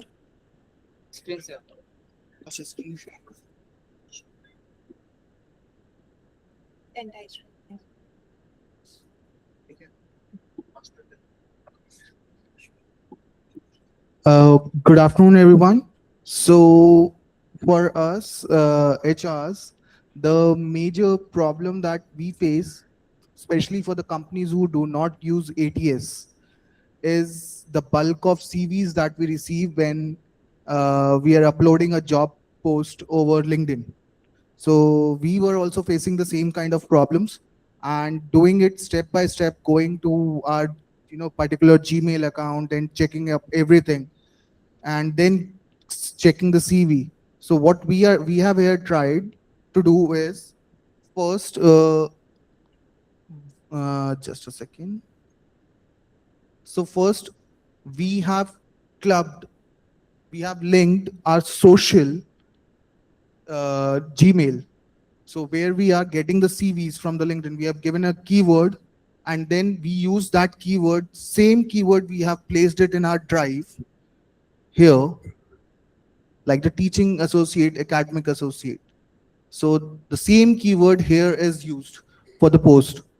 So you're hiring for faculty and employees of? Yes. Okay. So whenever we are posting a job post over LinkedIn, we are getting it like this. So the normal view says that okay, we have to click this, go to things, then see the CV. Instead, what we have done now is we have connected this to our drive, and all the CVs that we are getting, it is directly coming to us here in the drive, and it is on a trigger basis of 12 hours. So every 12 hours, they are reading it and they are shifting it, and every CV that has been shifted is marked by this label saved to drive, so that the system doesn't repeat repeat the CVs again. Now, we tried to do the AI bot for the particular folders for all the job descriptions, but due to certain limitations of the file and the system of the IT team, we could not process it, run it for the security purpose basis. But yes, on the secondary, we have developed this. I developed a Gen AI, a gem, simple gem. We have provided this gem with this job description and what exactly the gem needs to do here. So it has instructions given to it, and it has been given a JD. So the gem already has the knowledge, it is building in.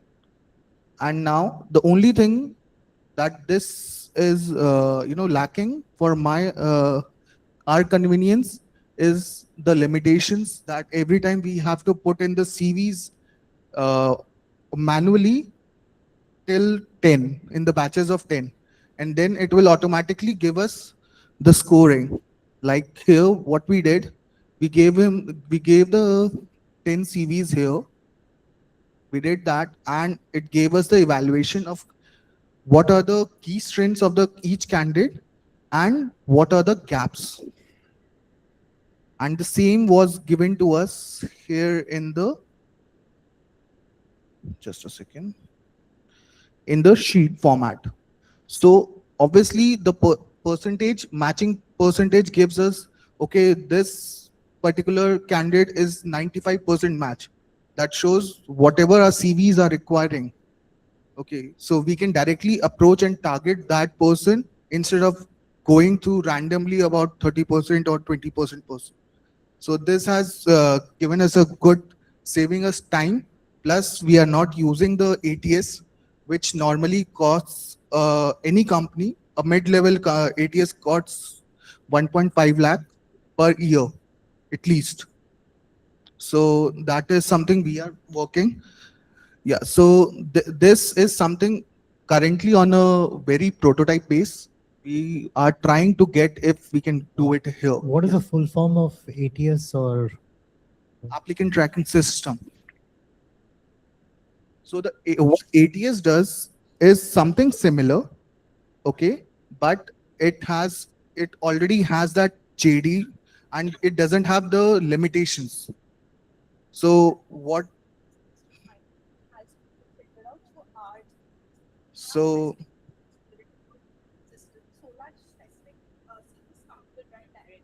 and as per our customization, the way we want, we can customize directly here with the code, and it will give us exactly what we want.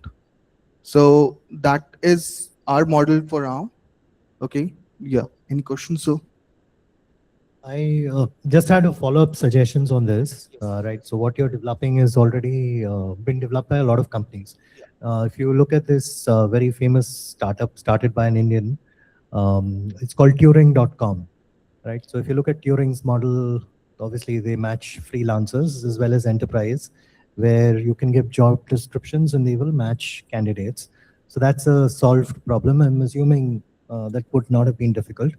What can help you is when you, if you can prompt the LLM to ask a set of questions that you would typically ask based on the CV, right? So that when the next interviewer goes, he already has a set of questions, he or she has a set of questions to ask of the person, right? So that's another thing you can train this model on. yes, sir. So that is phase 2 for us. So generally what our hiring process looks like is when we first see the CV, analyze it, see where the gaps are. That is something that needs to be done manually. So this process is doing that. Automatically, we are getting everything. What are the gaps? If there is any red flags to the CV, if the guy is a hopper or not. So those red flags are already marked to us. So when we are doing the personal hygiene check, to even to a person who's 90%, matching ratio, we already know what are the, gaps there. So we can target our questions that way when we are doing the personal hygiene check. So that is one portion that we are working so on. do you have any quantification of hours saved in terms of productivity? So this is currently a prototype. Okay, this is the first time we are using it, and these that even the CVs that we are receiving, these are on the live part. Okay, so any CV that we received even 12 p.m. today are getting there in the drive and they are being filtered. So it is a continuous part, but yes, we have tried it. And when we say someone is 90% match, yes. So when we are seeing it on the technical skill part, yes, communication skills is something that we cannot, evaluate by AI right now. But yes, at least on the technical front, we are getting 90%, means 90% the guy is exactly the match. And this model actually gives us the justification as well that why the person is given 90%. If the person has the technical skills or it is the red flag. So if there are red flags, the percentage all goes down. So that is the intuitiveness we are trying to build upon. Just adding to what he said, that you also need to make a cost benefit analysis, like how much amount of it looks easy when you do AI stuff, you upload things and things get passed, but there's a lot of cost involved, which we don't see, which eventually when you go to production grade system, there's a lot of cost and bills come. Yes. So eventually you have to do a cost benefit analysis that whether you can use out of the box system, which are already available, or you need to create your own and do a lot of prompting and set out training, because that takes own sweet time and costs. Sir, actually, when we were going through, any ATS which we use, let's say Darwinbox or Zoho, for that matter of fact, these all cost around at least 5,000 to 6,000 minimum per month. Minimum when when I say it's the basic module when we buy it as an organization. Right now, this is the one-time effort. If we have made the code.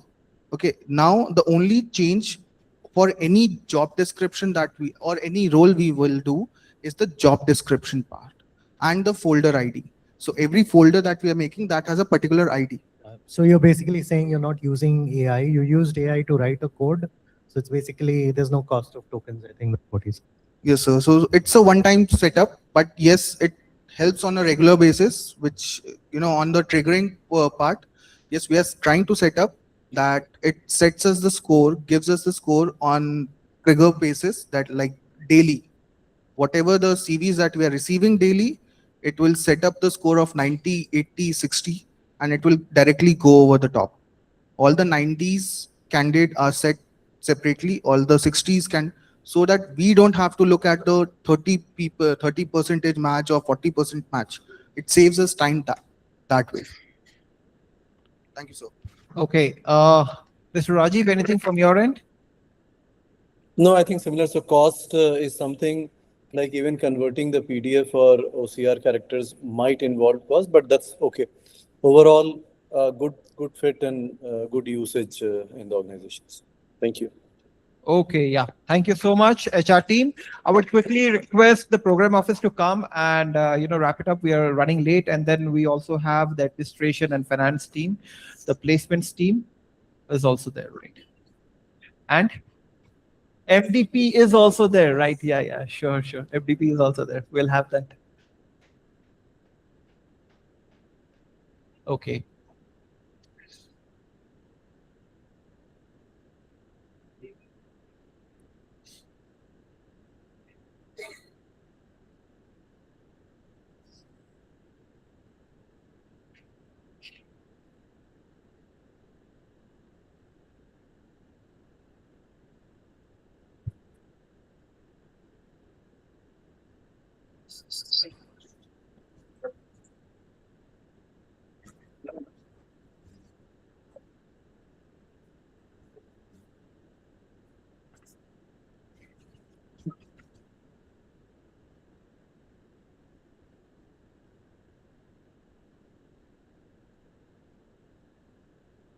Entire screen. Hmm. And then you'll have to go to that I think particular. Yeah, I think we can see it now. Yeah. Okay. I'm from program office. I handle a team of teaching assistant and program managers. So we were facing problem around the student data in our office is scattered a lot across different stakeholder the data points. But as we where Amazon knows that what we are going to buy next, Netflix knows that what we are going to watch next. So why not institute like us? Let's collect all the data points and see that how and what we can do to know our students better, what's going on in their life and how we can help them.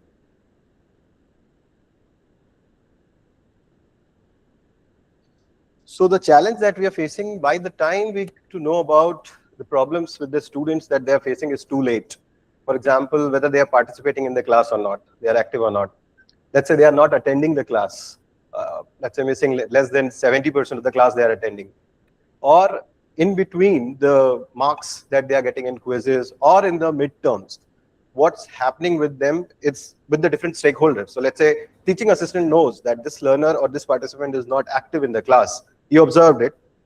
The faculty knows that the student is scoring less. The program manager knows that the person is from tech background but facing a problem of finance concepts. So all these data points are scattered across everywhere. So my program manager is facing a difficult problem to collect all these data points and come to a conclusion that, okay, these are the set of learners, those who are at high risk. And based on these data points, we predict that this learner is not going to pass the end term exam, because we have seen his journey in 3 months in a term. We know that after 1.5 months, the learner is not going to score more than 2.5 CGPA.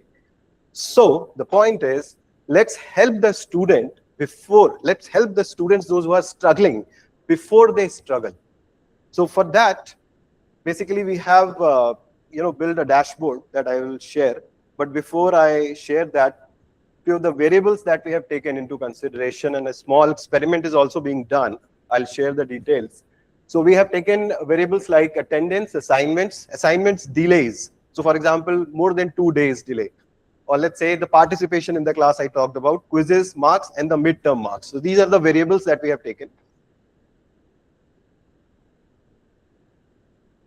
And based on that, we have classified the students into 3 categories: for the consumption of the faculty and for the consumption of the program manager: healthy, watch list, and high risk. So people, those who are scoring above, let's say 90 or in the risk status, they will be marked as high risk. And those who are between 40 to 70, they are kind of watch list, have a look at these learners. And those who are healthy, they have less than 40 score, so they are completely fine. Based on that, the program manager builds a personal connect. He has that data, and he prepares a plan that what that student has to do to make sure that he is not falling less than 2.5. Then the faculty, we can send that data to faculty as well. Let's say if in a class of 70 or 80 students, we are telling that these are the 7 students let's focus on. These people are struggling in examination and quizzes. So please help them. These people are from non-tech background. They are not able to understand the finance concepts. So let's build a plan based on that. So that's the action that we are planning. I'll quickly showcase the dashboard that we have built.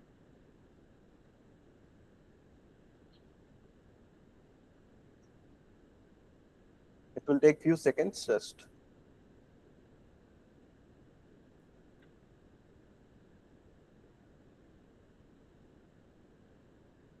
So this is a dashboard that we have built. You see that this class, a section of 60 students we have taken. 50% of the class is healthy. Rest of the 15 students, those who are struggling. The rest of others 15 students are basically at high risk. That we want to highlight it to the faculty and to the program manager, so that together they can take some action and help them before they struggle. These are the parameters. For example, if you look at the case of Tanya Bhatt, she is basically not scoring well in the assignments. I mean, delaying in the assignments more than 2 days. Attendance also is less than 80%. Midterm, she has got less than 10 marks out of 20. Participation, she has got less than 5 marks, and in quiz also she has scored less than, let's say, out of 10 she has scored less than 5. So based on that, we have identified the students, and these are the.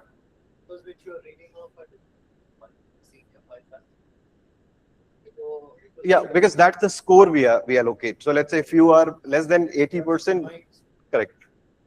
So the intervention is, for example, immediate counseling is required for certain students. Certain students would need coaching or tutoring. These kind of interventions are required. And let's say from the program manager perspective, if we click on any of the high risk student, for example, for demo purpose, let's say if I click at high risk student, see, we get to know about this Ayush Goel student, who is, these are the reasons that person can read. The factors are low attendance, weak academics, low engagement, and there are other multiple factors as well. The recommended action is also given, and some pitch is also given for the program manager that person should be careful while talking to the student. So that's the whole model from my side. So is this going to use AI every time somebody has to look up the report? I mean, Yeah. will it consume tokens?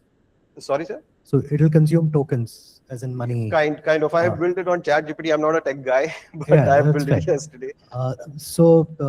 Again, you have to look at the cost benefit analysis of a program manager doing it versus the number of hours saved in doing this exercise and the tokens that you consume. Sure. For it to be a viable solution from the business standpoint. Correct. Agree with you. We have done a small experiment real time with 300 students. 10% students were less than 2.5 CGPA. We picked up the data and we helped these 30 students. And what we discovered in the second term, out of these 30 students, we were able to bring back 10 students more than 2.5 CGPA. So earlier we have seen the trends that if you are less than CGPA 2.5, then the student gets demotivated and you see the performance going down. But when we actually proactively intervene and we do solutions, then the students come out of these kind of situations. Do you also plan to train the model further with the feedback or what the progress of students had been, so that in the next time you evaluate it? There are many more variables that we are planning to bring in. This is just the initial thing that, let's say, what student is talking about in the midterm feedback, right? And what students are talking about in the end term feedback. So and then what is the CGPA that he has got? Then in the next term, many more variables can be added. And end of the day, if we look at the future perspective of this, is one very common problem that we have seen is, let's say, facing the placement team also faced that. We have seen that in the last year. Getting to know about students, those who are not very good with the communication skills. We get to know when we interview them, when somebody from our team sits with them and then they get to know that, okay, these are the set of students, those who are not very good with communication, they will not be able to crack the first round of the interview as well. With this model, if we further work on it, we add that variable also, because many people know, the faculty knows that probably these two set of students are not very good with the communication. The TA knows that these people are not participants, they're silent participants. Let's bring them from day one out somehow, and the placement team can focus that these people are not very good with the communication. Let's work on them to make them successful for the placement as well.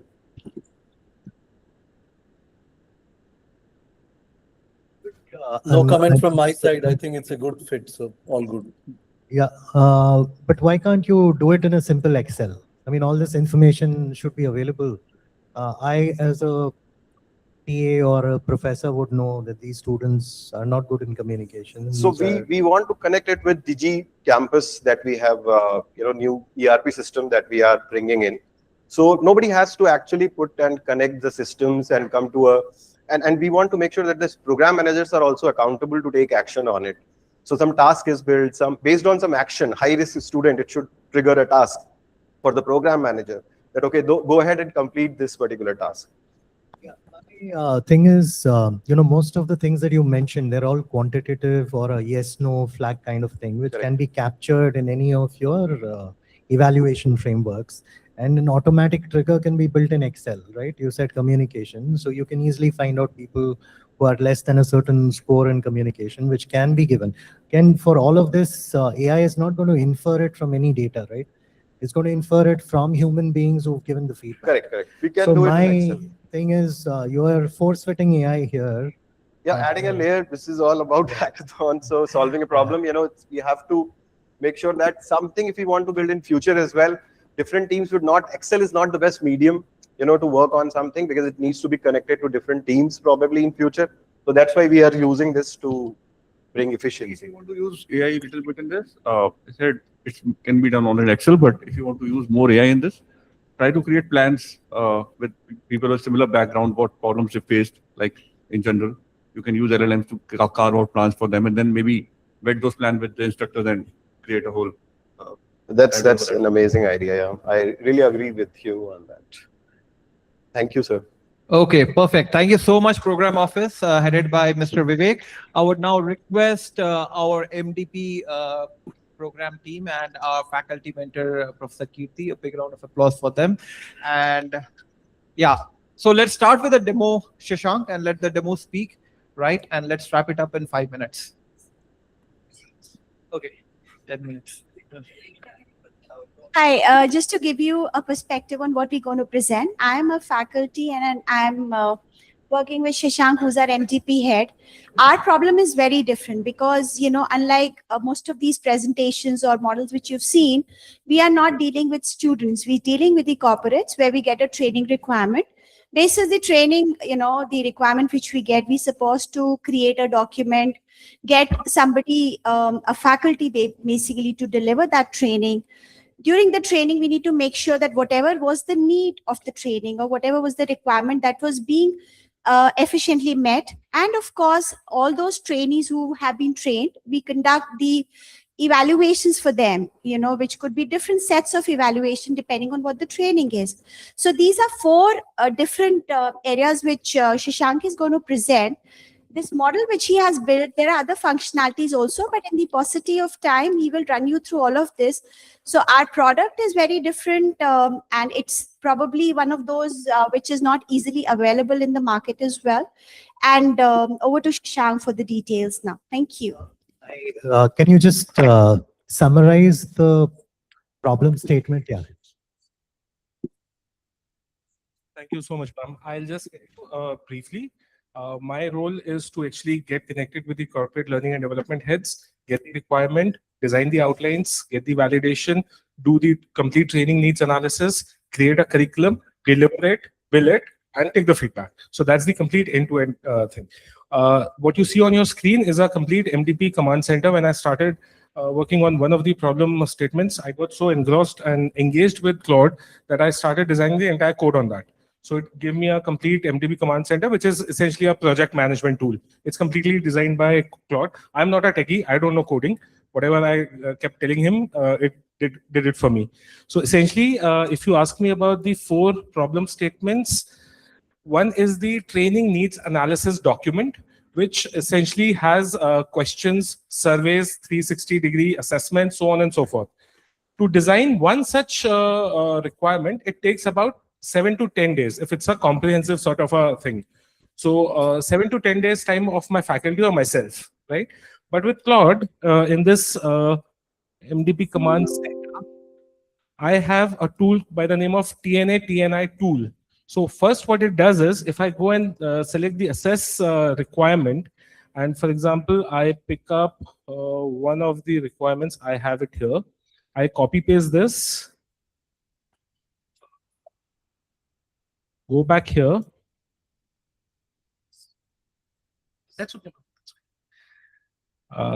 Just insert client name, for example, Infosys, and I go and assess the requirement. It will first assess the entire requirement brief which I've received from my client, and it will tell me if there's some information which is missing. So for example, this is a live requirement which I've received from one of my clients. In this, it tells me that one information is missing, which is about the number of participants. Likewise, if there are more just missing, I can immediately go back to my client and tell them that the outline will be difficult unless you provide me with this information. Now, once this is done, I go to TNA Studio and say a new TNA project. Again, say ABC CXO program, and I paste this, and I tell him to generate a full TNA plan. It gives me a full TNA plan, which starts with a project brief. Then it tells me about the participant survey. There are a lot of questions which are there, generated by AI. Then participant interview questions, manager interviews, peer interviews, 360 TNA instrument, focus group guide. It also gives me the project timelines, right? And eventually, the last thing, it creates a client plan for me, which I can share with the client. I can download this and tell him the entire timelines. In case I need something from the client, it will also give me that. So in this entire TNA plan, requirements from the client also goes to the client. Now, it will take me less than 5 minutes to design this. However, in a real case scenario right now, it takes me about 10 days. 10 days of effort. So for example, if I'm working on an average cost of an MDB is about 20 lakhs. If I'm working on a 20 lakh requirement, it takes me 10 days. But with this, maximum it will take me is a 1 day, because it will generate this. I will review it, some changes. So which essentially means that in those 10 days, I can actually work on 10 different requirements, which is instead of working on a 20 lakh requirement, I'm actually working on a 2 crore requirement in those 10 days. So this enhances my productivity there. Apart from that, the very small tool of prospecting, we have a lot of tools in the market for prospecting, Apollo and so on and so forth. But for example, if I just want to see that who are the people in the market, my target audience, who attended some particular conference in the past, and I want to map them. So for example, I can go to this HR community tool. I can select HR professional, L&D professionals, and say, I want to see if they attended any People Matters conference. I will generate a query and search. It will show up the results of all those people who had attended People Matters, this thing. Instead of going and searching on Google, picking up one site and the other, it directly lands me on these search results. Now, after this is done, I also have a complete faculty database with me. The other small challenge, not a big challenge, at times when I get a requirement, it becomes difficult for me to understand which faculty can cater to this. One, availability of the faculty is also a difficult task to understand. I have to reach out to faculty in an individual capacity, right? So what I've done is, there's a match, shortlist, and send option here. I copy paste the requirement. For example, it's already done. It's a prototype. The requirement is already done. I say run AI matching. Now it shows up the results of all the faculty who matched. There's a score. If you see, there's a score up here. With that, which faculty is the closest match for that? In this case, Dr. Sunita Mehta is the closest match. On your right, I can go and say generate email and WhatsApp. It will generate an email with the requirement, everything done. I don't have to type anything. I'll simply copy paste it in my inbox. I can also connect my inbox. I did not do it for security reasons, but right now it will generate a mail for me. I can copy paste it. If I want to have a WhatsApp communication, I can copy paste this and send it to WhatsApp. We can connect the WhatsApp as well. So that's another feature. Now, essentially, so there are a lot of things. If you look at the sidebar, there are a lot of things all generated, but I'm only highlighting 4 of them. The next is, I get an outline from, I get a requirement from my client, and then I get a outlines from my faculty. Before I share it with my client, I have to actually validate whether that outline matches the requirement or not. That's also a lot of human effort. At least 2 to 3 days go into examining whether that requirement actually, the outline actually matches the requirement or not. It's simple here. What I'll do is, I'll copy paste this.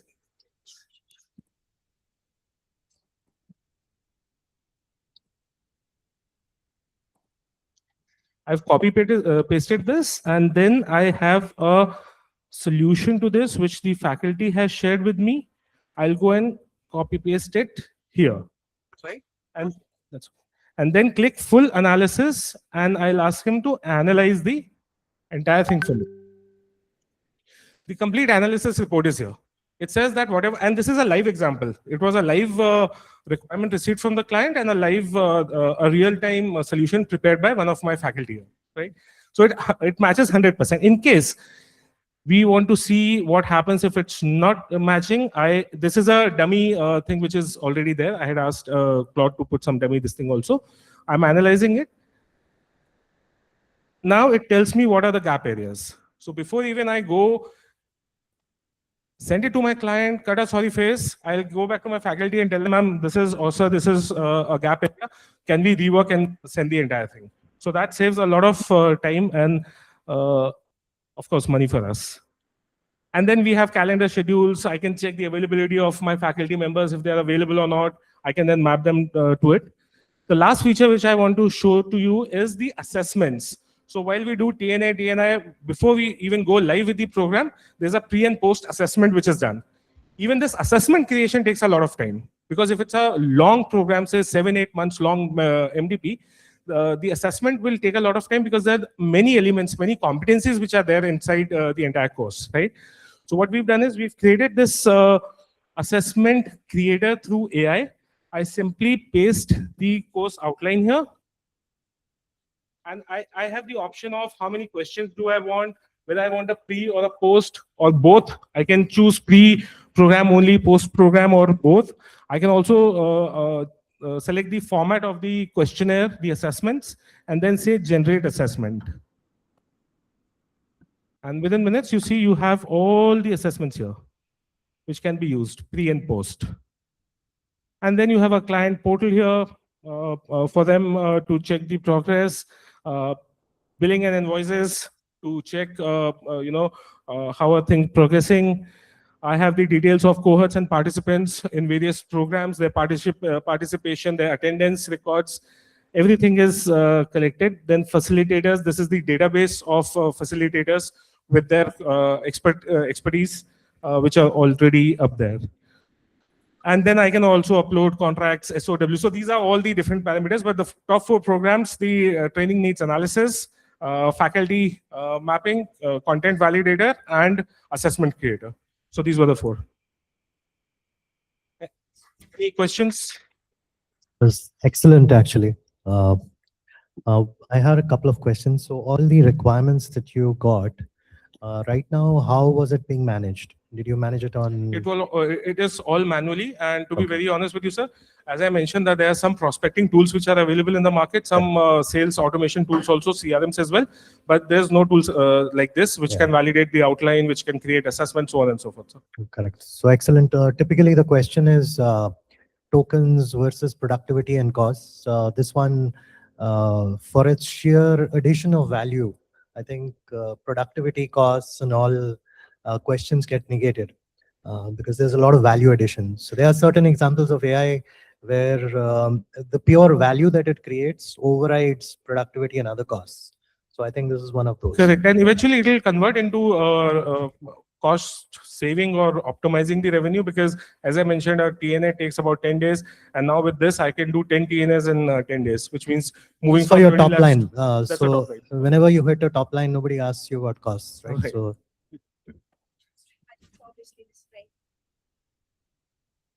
I think one more thing I think which we have given a lot of things to Claude to generate these things, but I think one thing which you need to think about is proprietary data, how you need to manage that so you don't land up having all your data into public LLMs and people Of course, passing it. sir. Of course. So since it was a prototype, I thought at least we'll have an idea floated here, and then I'll check with my internal teams also, IT heads and everyone. one thing which you can do is, I don't know how many users you have internally.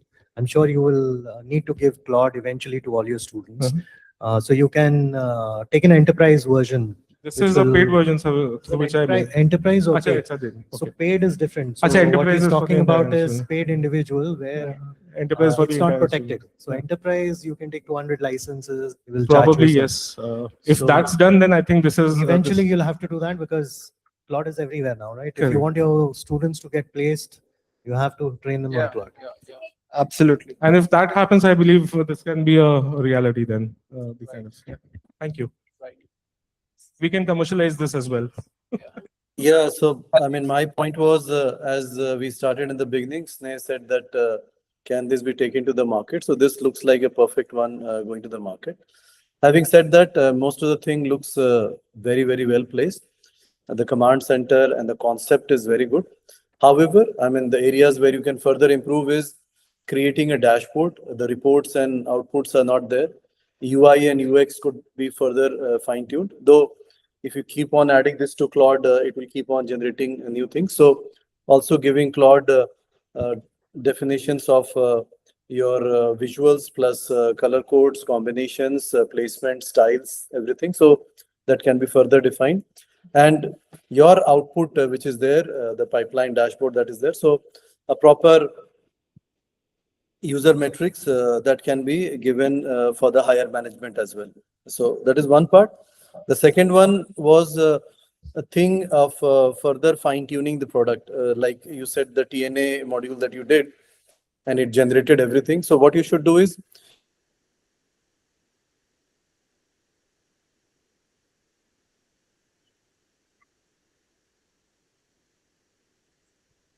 Yeah, Rajiv, you just froze.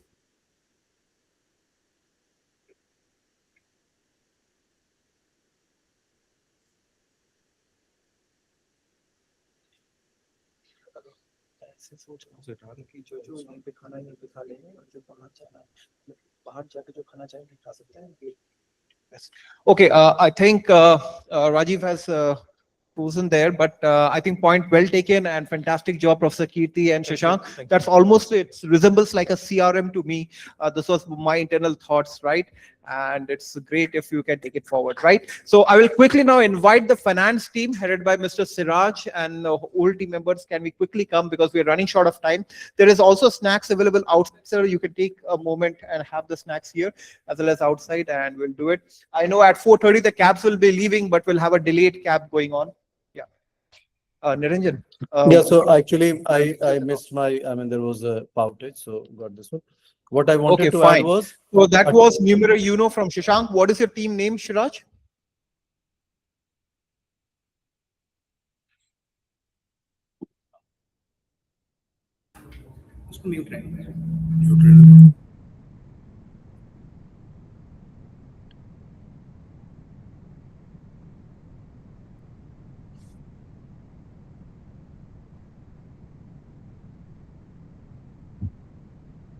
So the team name is Glimgrid. Glimgrid, right? So Rajiv, you can just check on Glimgrid, and we have it here. So quickly, Shiraji, let's start and wrap it up. Next, we will have the placements there. You guys be ready, and then finally administrations, and we have also accreditation there. Yeah. Hello. Yeah, myself Siraj, and I am heading finance, and with me Jitendra is here.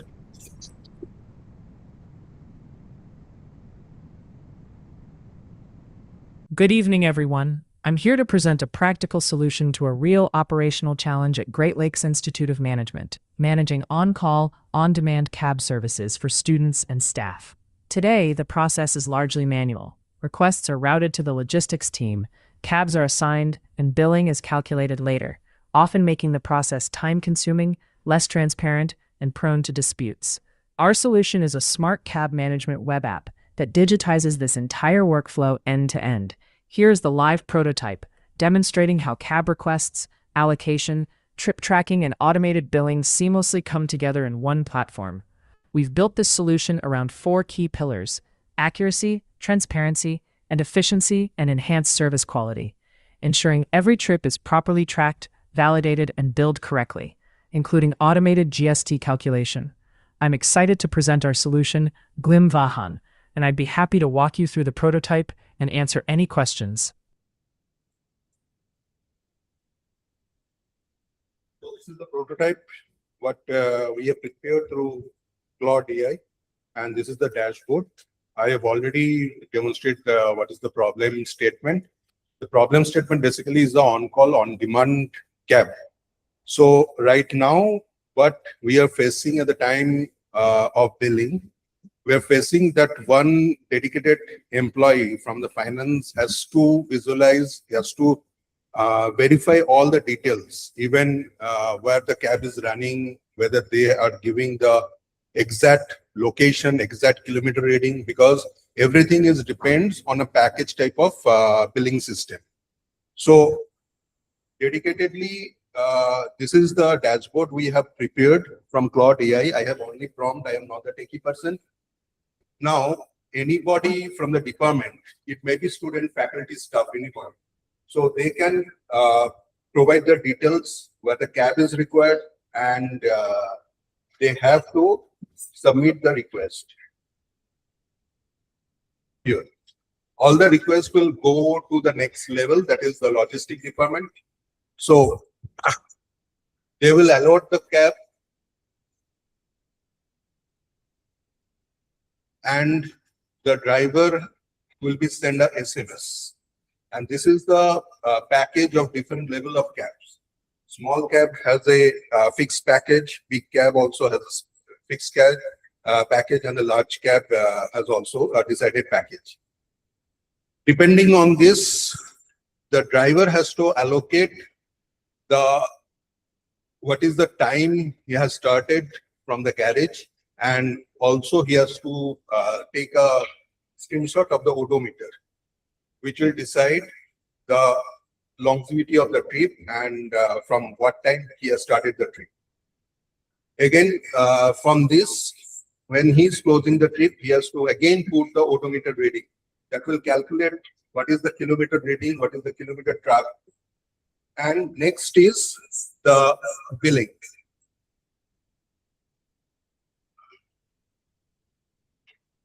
So this is just a sample bill where it has calculated all the details. The extra kilometer run, if there is any night charges, extra hour runs, everything has been calculated. Even the GST has also been calculated, and the toll charges depending upon the Google map.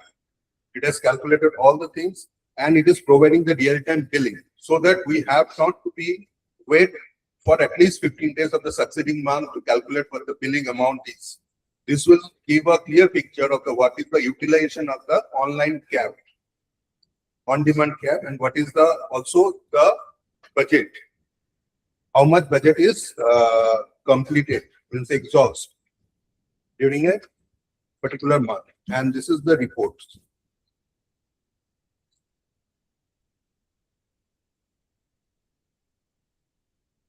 This will provide the monthly summary also.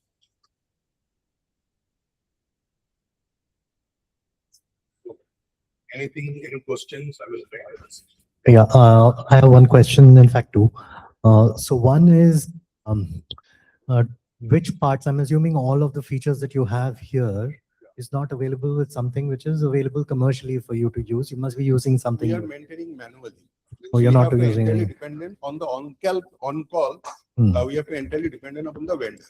Okay, so there's nothing commercially Nothing. available We are which you can maintaining the use. Excel, but because of the large data set, Excel cannot be, I cannot utilize the Excel. It is heavy.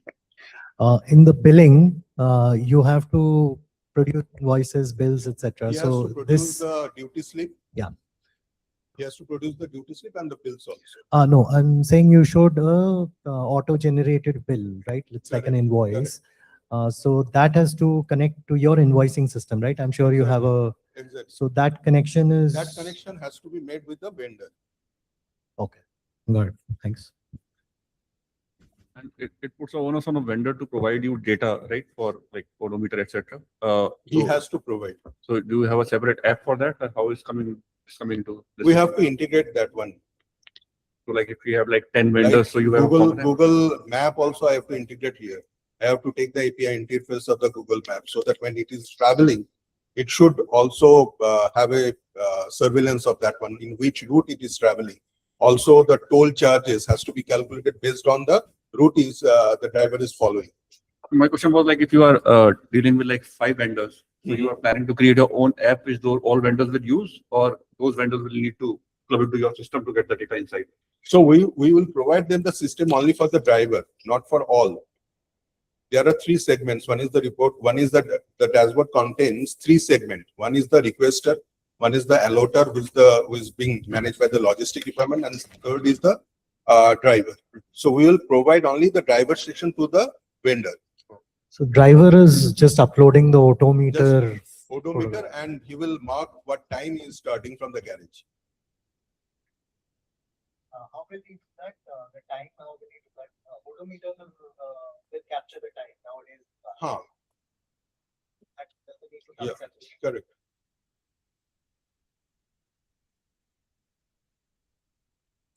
Okay, right. Rajiv, any questions from your end?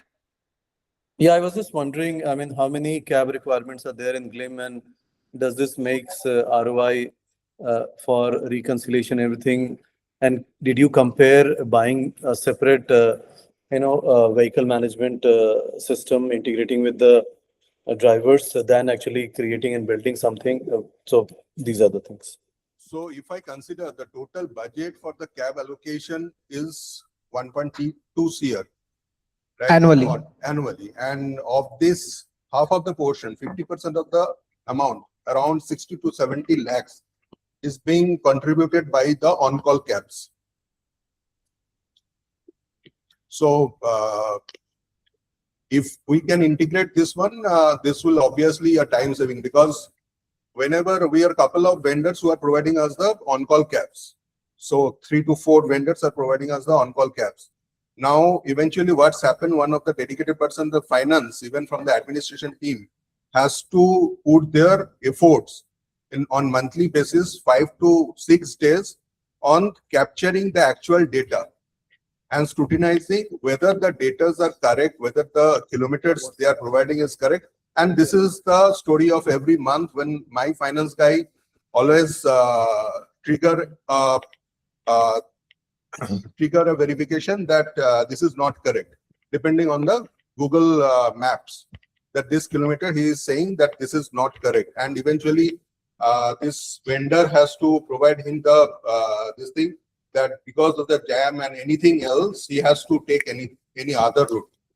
So this particular thing, where because it is being converted through, it is being served through the Google Map, we can easily convert this what route he has taken and for what thing the kilometer reading is showing excess. More of like, it's more of a software which we are trying to build. I'm not sure how much AI will be put into it. It's a one time. One time. And I have checked the cost. It will come around 80 to 1,20,000 one time cost. So this is built on Python and Streamlit. AI, Claude AI. Means I'm not a techie person, I don't know. But I can show what the database schema it has provided me.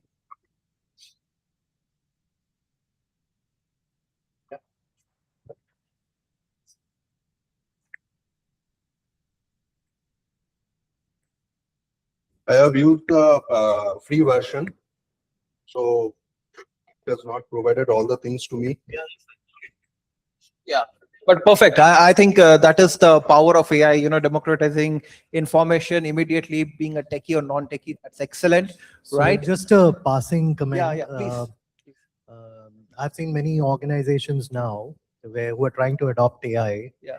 But your educational institute has probably managed to go to every department and force them or encourage them. Now, So we that's need a a big deal. TRP on this particular thing, So that's a marketing big team, right? A big round of applause, for, sir telling us about that. Fantastic. And thank you so much. Yeah, Siraj sir and the whole team over here. Now we'll quickly move to the accreditation team. Accreditation, can we quickly do that? And we'll then move to the administration part. Of course, administration is the foundation of everything. So I will not do it. Yeah, we'll have the placements also, right? So we have just 3 teams left now. So this is accreditation department. What's your team name? Black Master? Grandmaster. Rank Master. Okay.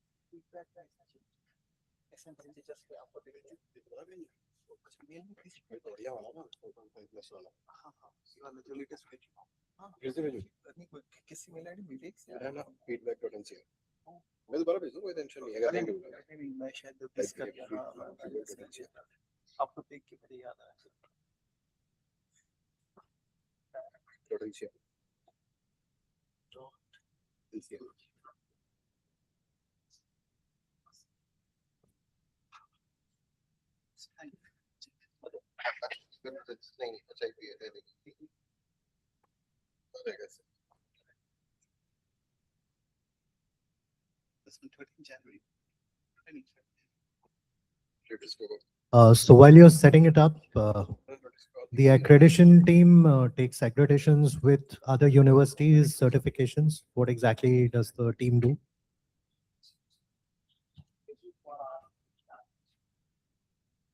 Can you define accreditation in terms of certifications or? Certain standard criteria, state market or to achieve a certain level. So it's our responsibility to check whether everything is going on track, or is there any pull, or is there anything that needs to be improved. Good afternoon, everyone. My name is Siddhant Bharadwaj. Hello. Good afternoon, everyone. My name is Siddhant Bharadwaj, and I'm from accreditation team.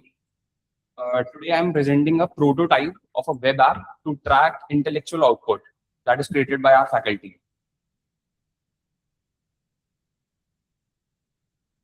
Uh, currently we are using a basic Excel system to track everything, which look like something like this.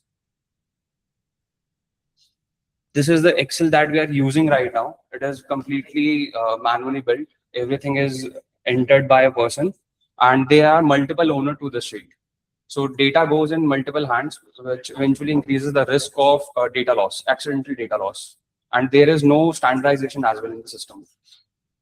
So this against this, I have developed a prototype, and there are some flaws as well in the system. So it is a centralized depository with a standardized submission form and a real-time dashboard to capture everything. In the first stage, the depository, there is a form. I'll show that as well.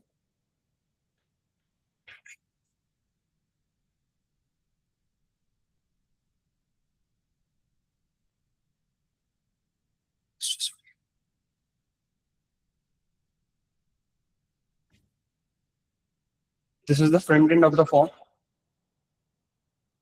The person have to fill all the details as mentioned in the form, and then it is submitted.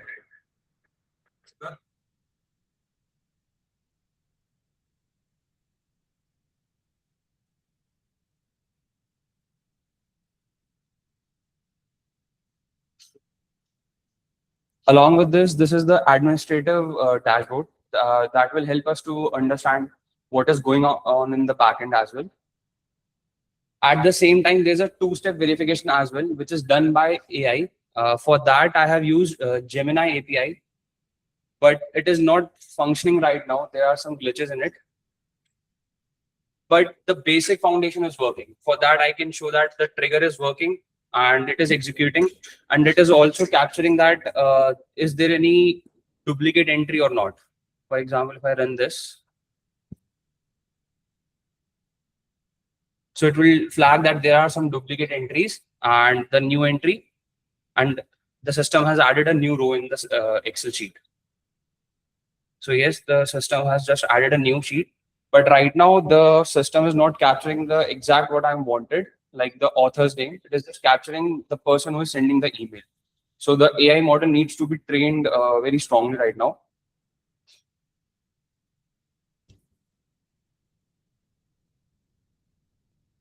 For the AI automation, I have used email integration with Gemini API, and I'm trying to integrate that with my form as well in the backend.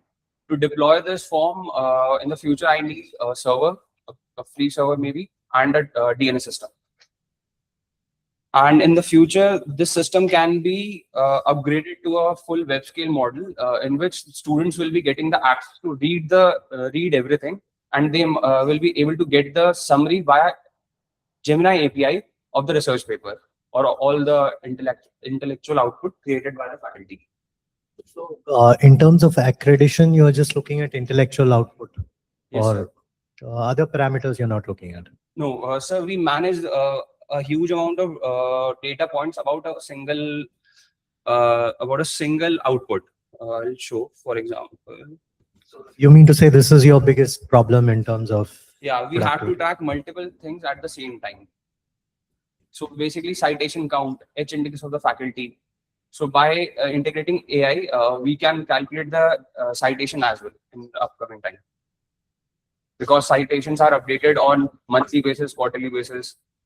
Right now, we have to do it manually. We have to feed the particular intellectual part in the system. We have to check from multiple sources that what is the citation count, and then we have to manually feed in the Excel sheet.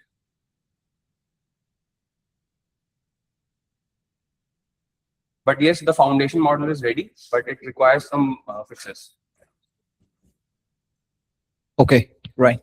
Ashish, So sir? what's the ROI? Yeah. So it's just productivity gains that Mainly you're it is looking for at? productivity. How many people are needed to do this work? Right now, sir,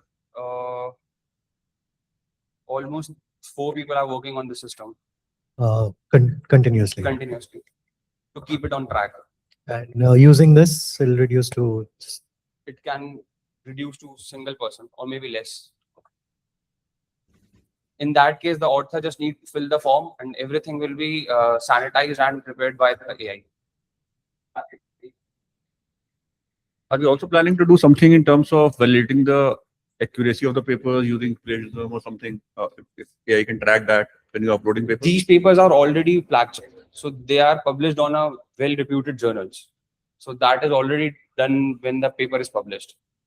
We also plan to extend it to like people who are publishing new papers so that Definitely, sir. It is for them. We can upload the backlog as well in the server. Additionally, we can give access to the people to add on new papers at the same time.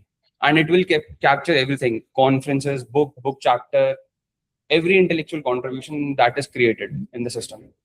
But they will only be able to add to this repo if that paper is published in some journal or it's already. Only then, sir, because we accept only published paper. Right. Anything from your end, Rajiv, sir?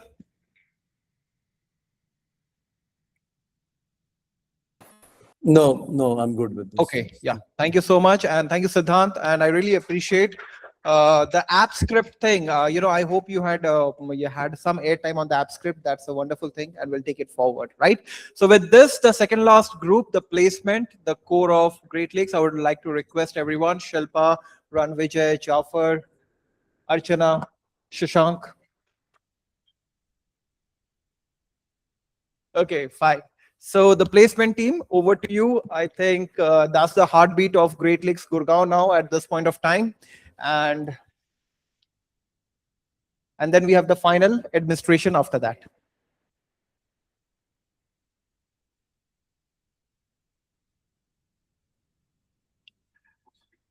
What's the name of your team? Sneaks. Place Nix. Place Nix.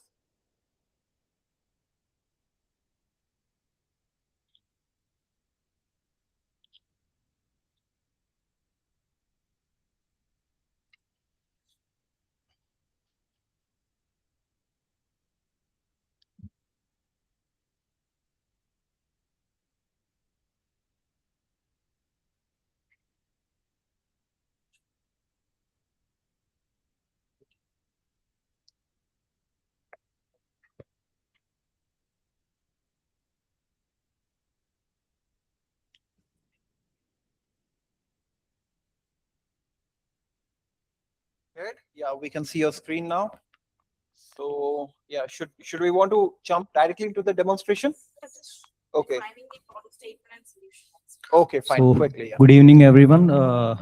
So we are going to present automated interview feedback system. So what is the problem statement here? Manual feedback communication is time consuming to the students. So delays in sharing interview outcomes with students and lack of tracking and visibility, high dependency on manual intervention. So through this, so our proposed solution with this is using Google Sheets and app scripts. We have created a zero-cost automation that sends personalized feedbacks, tracks delivery, and eliminates manual efforts. So Shilpa will going to present step by step. Over to you, Shilpa.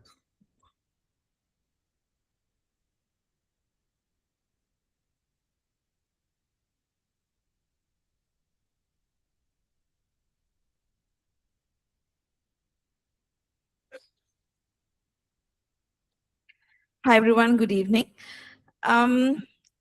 So this is a mock PI feedback report which has been automated. Until now, we had been manually sending the feedback to each and every student.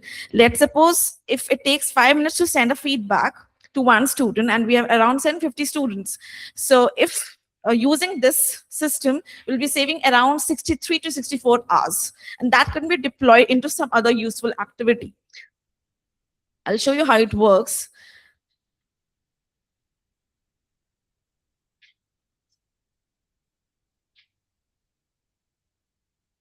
I've entered the student's email ID. And since we do mock PIs and we have number of mock PIs rounds, let us suppose a person was give mock PI for First Citizens JD.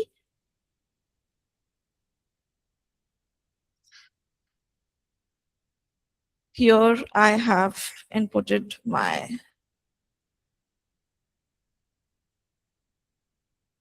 I think we can take the microphone and you can type from both hands, right?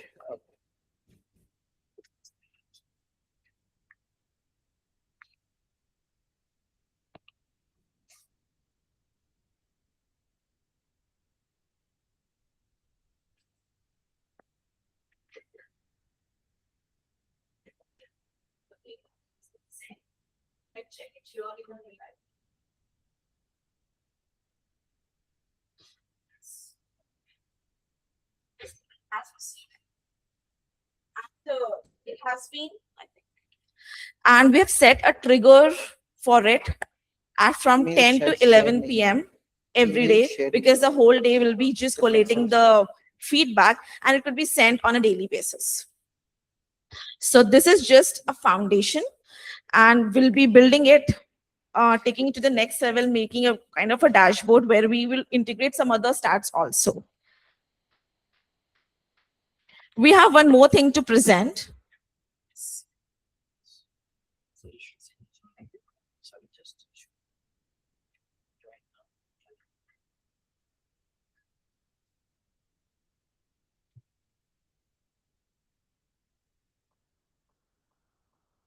To share the screen. Yeah, you can.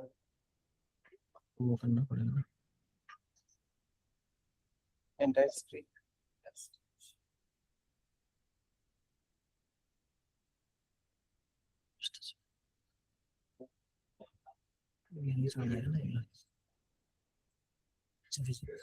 Yes. Yes, Jafar. Yeah, hi. Hi, sir. Good evening, all of you.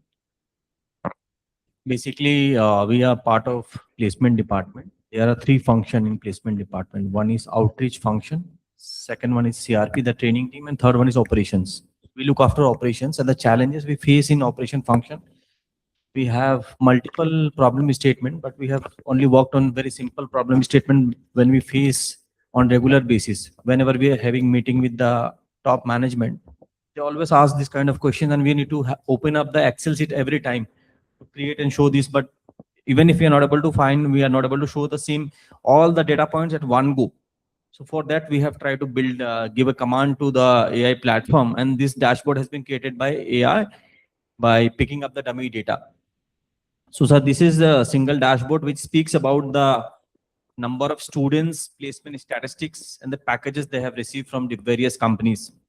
And this also talks about the recruiter, name of the recruiters who have participated and the kind of role they have offered to our students.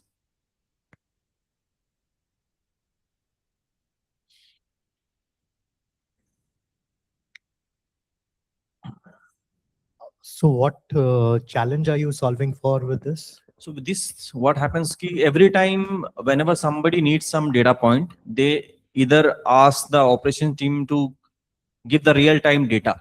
So this will help all the stakeholder to get the data at one go, and this will be updated all the time so that they can have the real-time insight. Otherwise, we will have to mail the Excel file all the time whenever they're requesting for data. So this is the challenge we were facing, and via this link, everybody will be able to see what is the current status of the placement, ongoing placements number.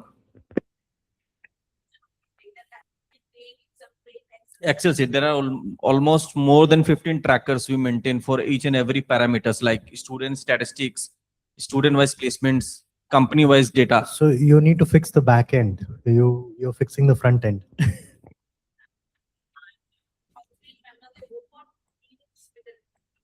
recruiters that need some data which is very concise and handy, and just they throw very random questions. What does a cohort look like?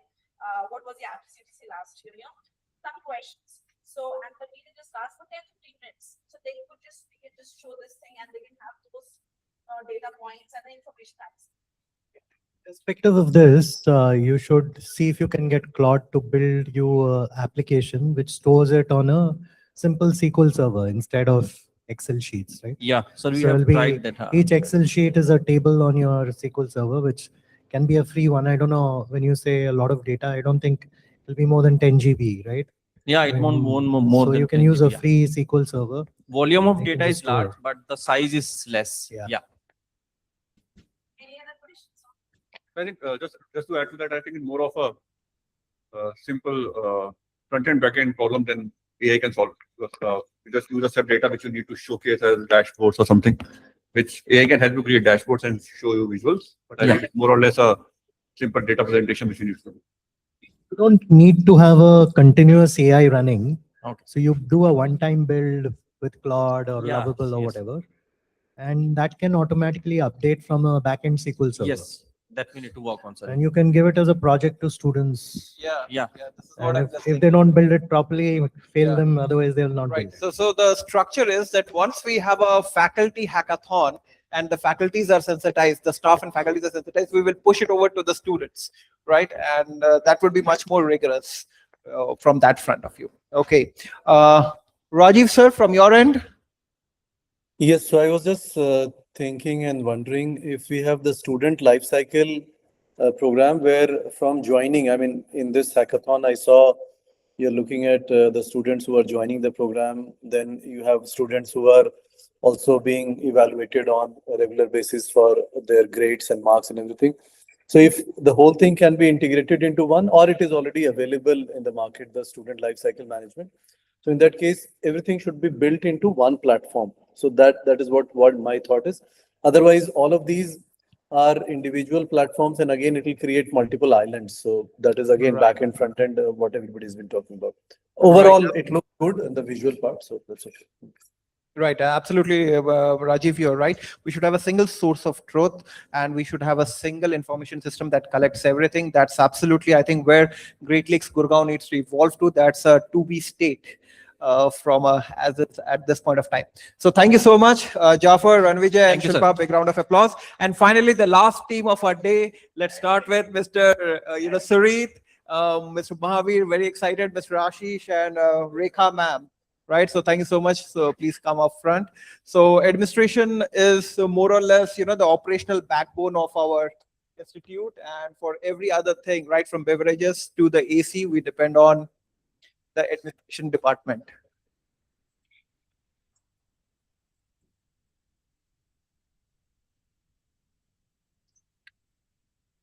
Okay, so we can directly jump to the demonstration.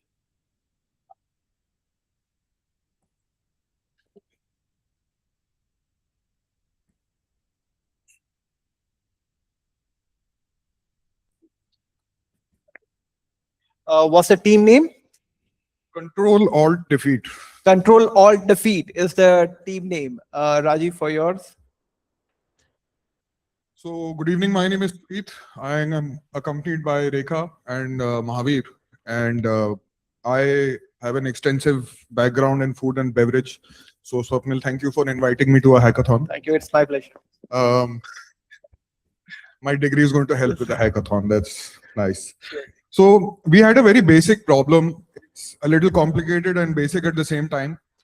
We currently run 7-seater cars as shuttles for our staff, which is a convenience and an inconvenience at the same time, be it comfort, be it cost, be it other factors.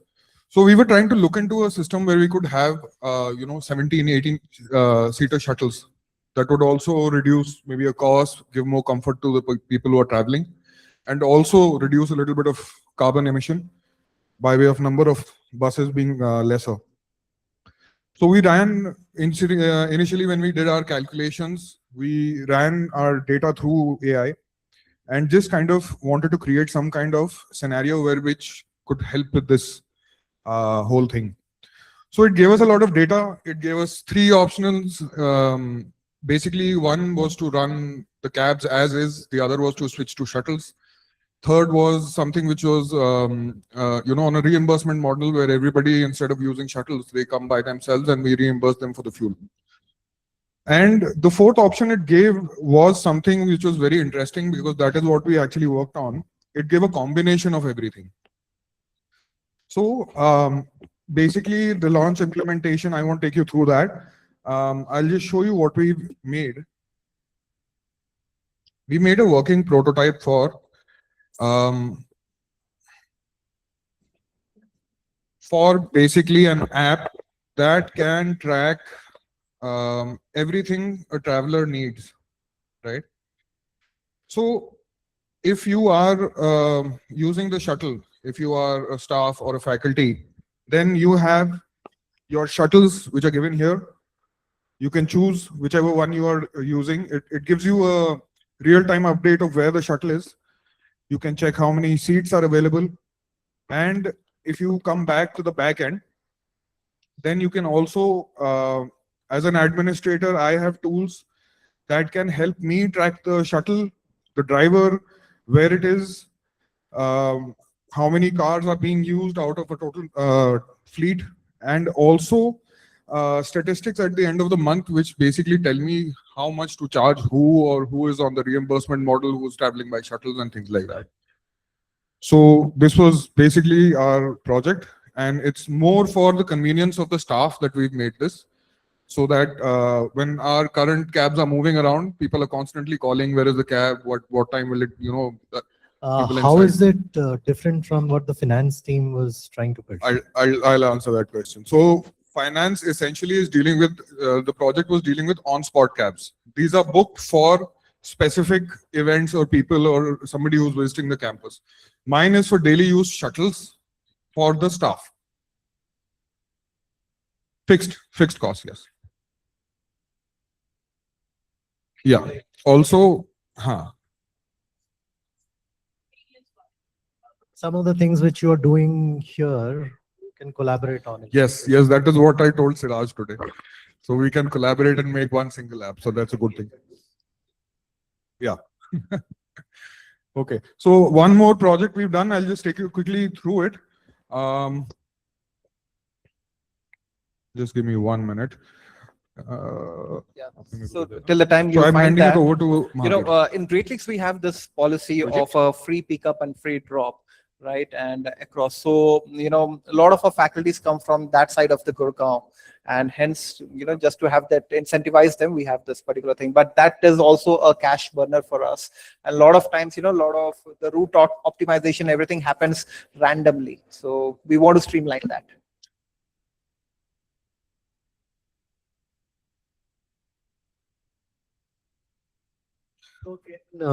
One sentence, what is the problem statement in this? Is it route optimization? So there are multiple questions that come up. One is route optimization, because the area, the highway in front is completely dug up. So while we would have preferred to go in with a shuttle module, the bus module, which would save us like 55% of costs, we can't do that because those shuttles aren't big enough to divert through the villages when required because of traffic and stuff. So did that answer your question? I'm thinking this is more of analysis you're doing, right? Or is it because your routes are fixed? Yes, our routes are fixed, but when we have too you're- much traffic or the roads blocked off, then we take internal routes through the villages. But that the driver will do himself, Yes, right? yes. So where is your role coming in? My role comes in by understanding where the shuttle is right now, how much I have to pay the vendors, all of that, plus the passengers tracking their the shuttle. They get to know in how much time it's going to reach them, where it is currently, and things like that.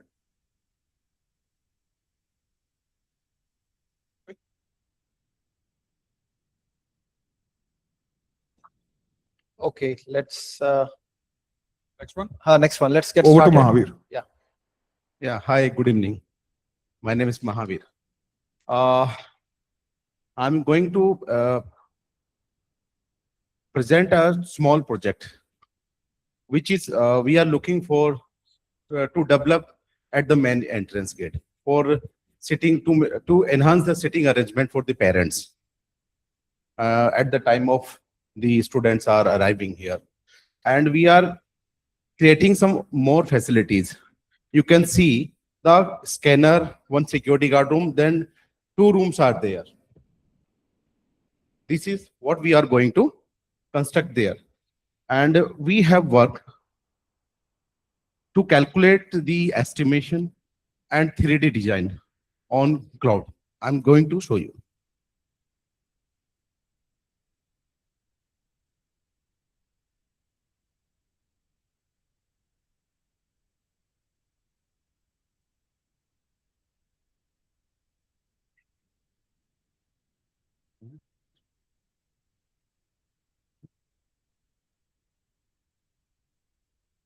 This is a 3D design I have created from the by the cloud, but the accuracy which I was looking, it is not clear.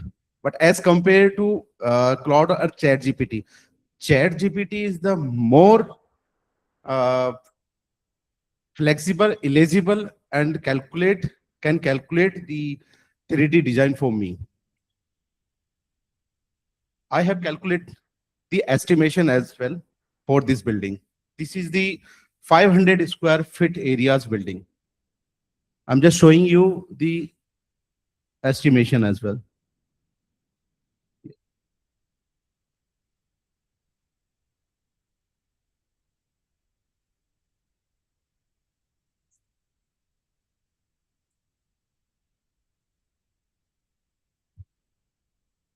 This is the estimation which I have taken from the cloud. I have dropped everything, put everything on cloud, and the cloud calculated everything, the base foundation, excavation, everything, and provided me this sheet. I can enhance the estimation and decrease the estimation as well. That I have already done. This is Basically, it is helping you to visualize things what you are trying to build. I think this is one of the most out-of-box use cases I've seen, even with my clients. I haven't. So purely for that, I think you deserve a big round of applause. Sir, I am representing the infrastructure development and administration department here. It's been 10 years here. I've developed the classrooms, everything. I've designed everything here. Obviously, the architects also were there. And But now you have something better than what the architects can do, right? So yeah, I'm working on it, sir. I have used every service provider, Chat GPT, Gemini, and Cloud. But they are not giving me a proper and exact what I need. I was working on a project. I was looking to calculate the estimation for the reinforcement. I didn't get anything, but I don't know how to handle it. Is I am prompting wrong, or I have to create good prompt? But I tried many prompts, but I didn't get a satisfactory answer. If I am designing a building, the people will sit in that building. I have to calculate the load. You are sitting over a deck area. At the initial step, we have calculated your weight. 250 kg you can put there.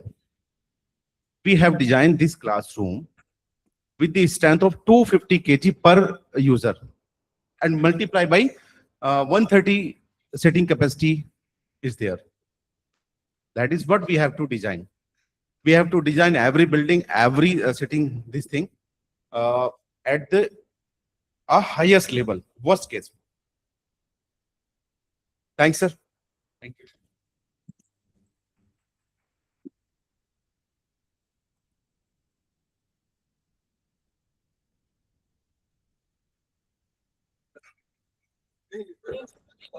Fine. Thank you so much. And any questions? Any further questions? None from my side. No, not Okay. from me. Okay, Rajiv, from your end as well? No questions. Okay, fine. So with this, we conclude the second edition of Hackathon 2.0. And now the only thing remaining is, the tabulation of the points and scores. So we will take, probably 10 odd minutes. We'll have a consensus with Rajiv, and then we'll announce the results in 10 to 15 odd minutes, right? Something like that. And we'll get it done and dusted right now. Yeah, we can take a quick break of 10 minutes odd, right?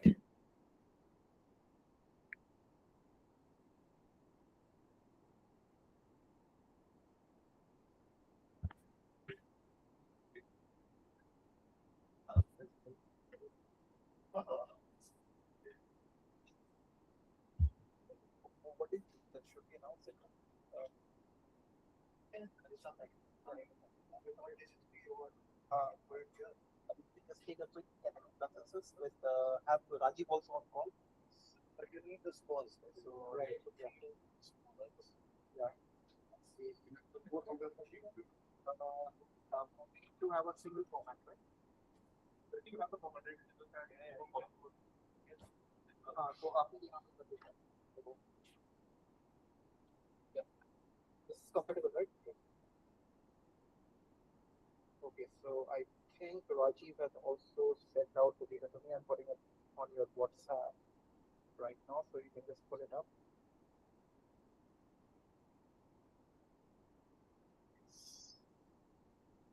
And we have an offline group which we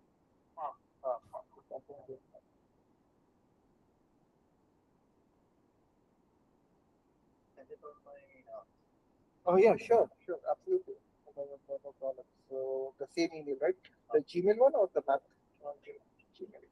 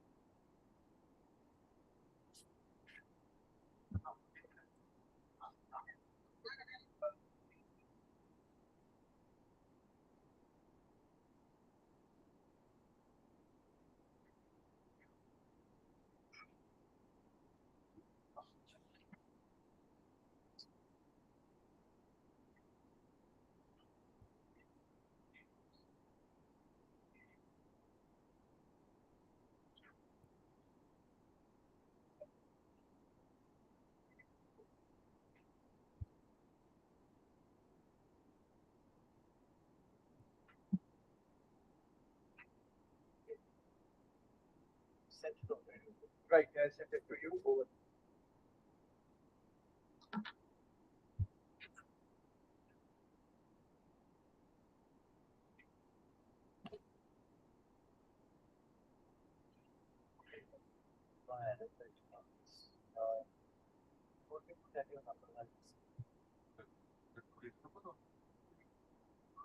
Already calculated.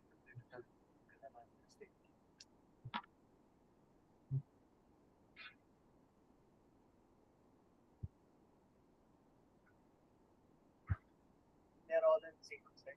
One, two. To check for the name. So I think we should add a space. Yeah. What people want.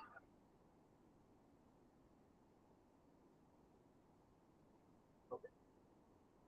So this is starting with online format. Online two. Online three.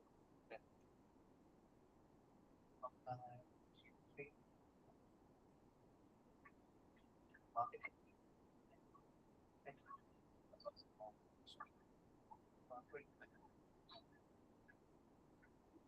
Admissions, department on admission or verification.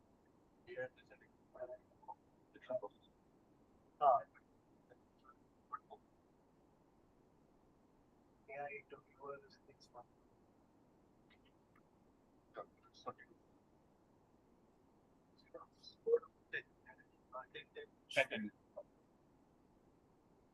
AI agents.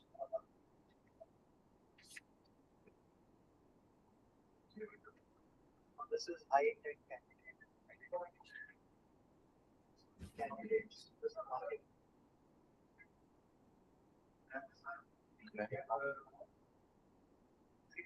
Candidates for yeah, that. And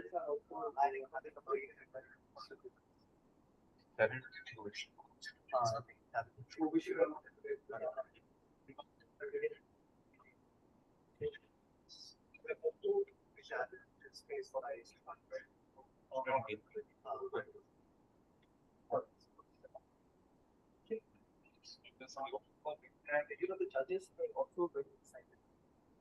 GLN, Vahan, the smart tag.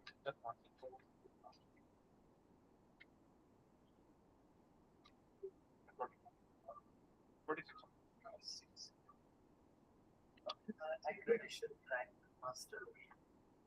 Third place.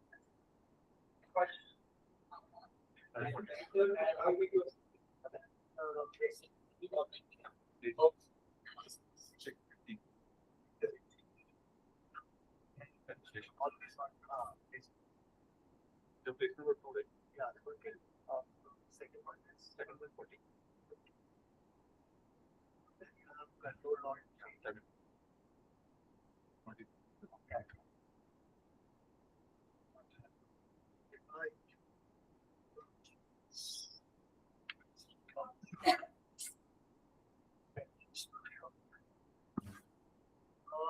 Swapna, do you want to reel off the numbers? Yes, I'm just thinking that. I haven't got the email actually.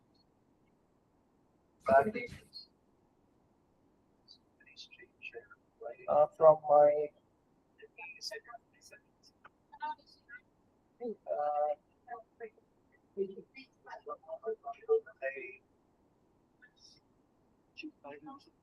oh yeah, sure, sir. Yeah, this side. Yeah. You need to put your copy. Just.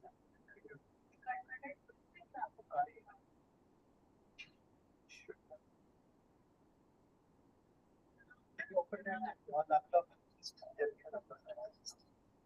Yeah, yeah. Just one moment.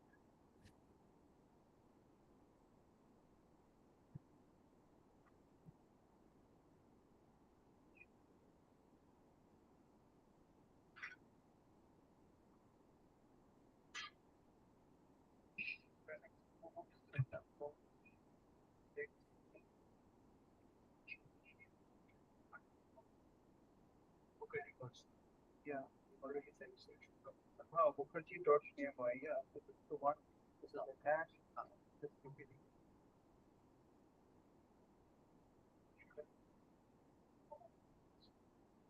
it's there on your so sorry, it's there on your WhatsApp. It has come on your WhatsApp though, right? It's come. So no problem, no problem. If you can return to the numbers, I can just so get my laptop, right? Or tab if you have WhatsApp on your tab. Yeah, so yeah, I think I have it. So I'm scrolling on my phone. Yes. I know which one you need.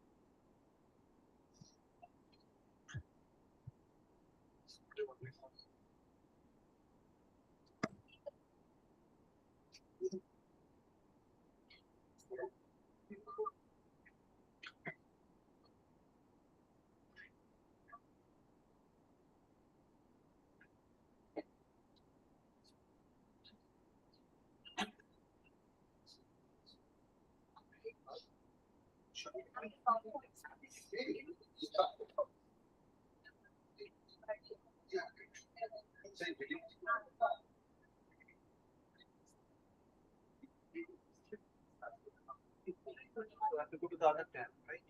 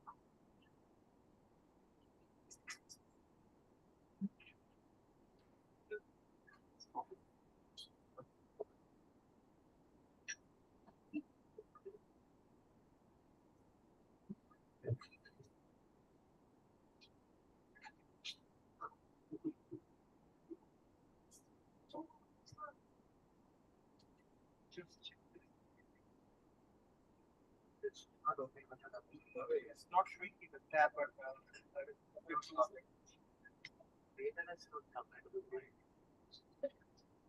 you tend to be yeah, if you yeah. It has come. Now, here.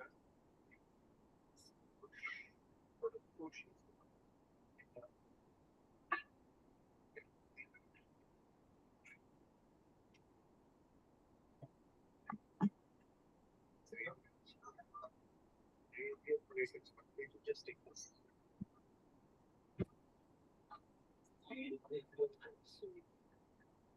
Rajiv, sir, you're there? We're just wrapping this up. We are just doing a quick score check. Yeah, I'm there. Yeah, fine.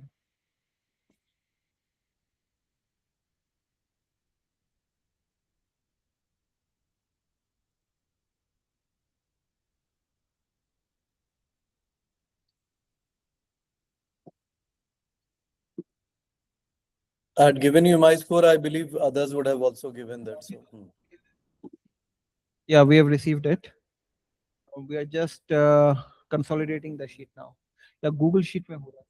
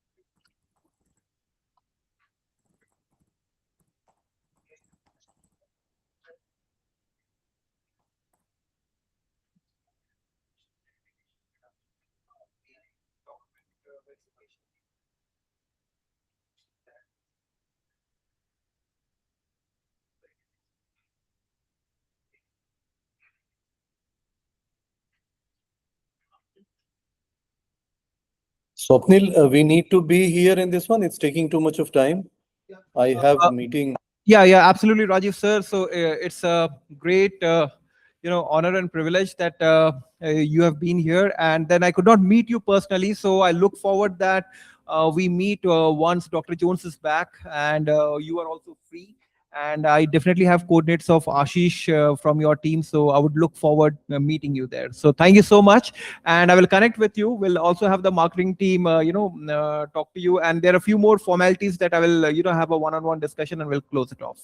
Let us also, I mean, once you have declared the winners, no,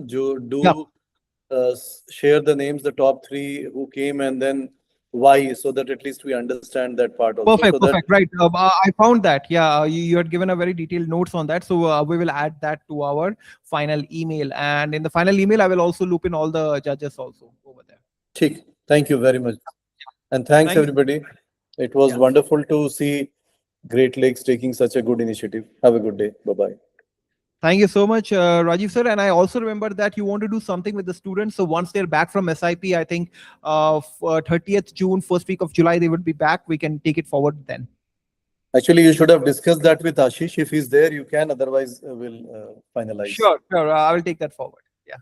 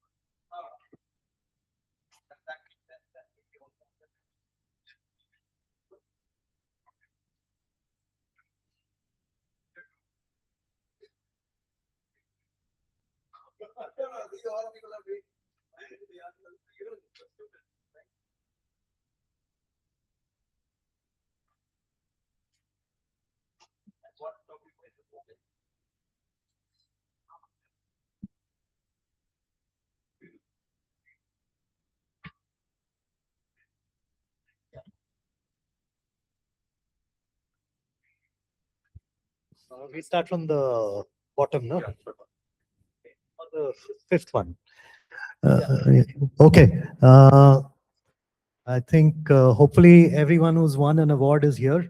So we'll start from the bottom, like any award ceremony, just to keep the hype up. And we'll take turns announcing, just to make it more interesting. So we've got 3 winners and 2 special mentions. So we'll start with the special mention number 2, who's come 5th. So this is GLIM Vahan Siraj Smart Cab. Okay. So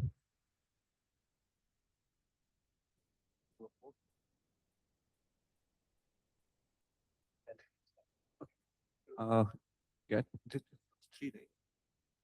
So I think number 4 special mention is again. sorry. Okay, this was done intentionally. Okay, jokes apart. Yeah, the Excel sheet is very bad, right? That's why you need AI. So we scroll down, thanks to Ashish. So I announced the 4th first, so we'll announce the 5th. It makes it more interesting, right?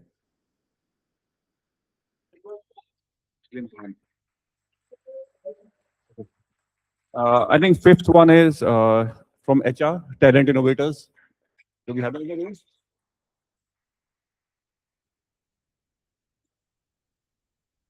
Third one.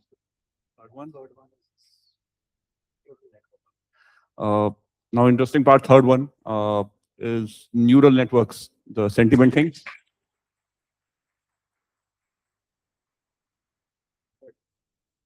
Okay, I'm not sure whether I'm announcing 2nd or 3rd. In case there's a mistake, we'll rectify it. Okay. Now, hopefully, this is the 2nd one. In fact, you had multiple projects, so they were scored. So the AI Avengers team. So since you had 2 projects, the high intent candidate identification for admission, that technically is 2nd one, and second 2 is the admission verification reduction of 500 man-hours. Okay, now for the first one.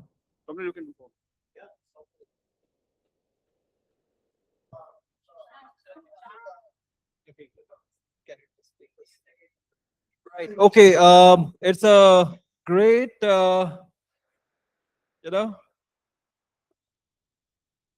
So, any guesses you want to make? Okay, so I will go with the unanimous vote. Number 1 is numero uno, and it is because on their training need analysis, faculty and match. So good job, Shashank and Professor Kirti over there, right? So with this, I think, we are having it once in a quarter. I just spoke with Dr. Jones that we should have it once in a month. Just one of the last Fridays of a month, we should have all this, right? But before that, I'm very much, grateful to all our judges here. Of course, Rajiv has, moved out, but Mr. Ashish and Mr. Sneha, right?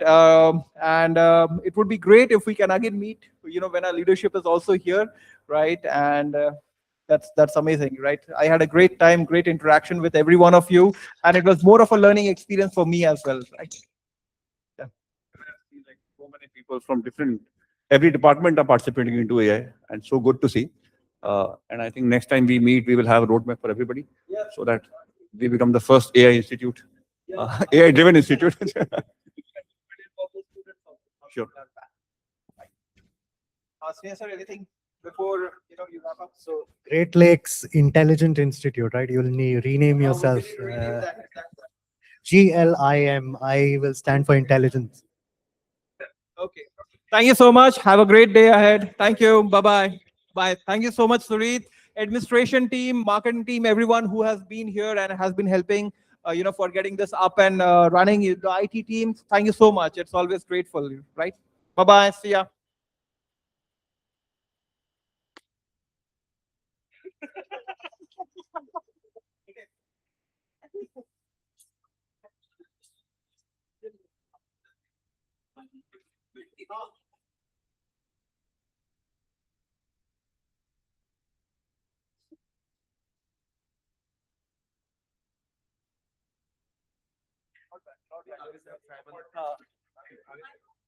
आगे से आपको चाय बंद करने वाले हैं।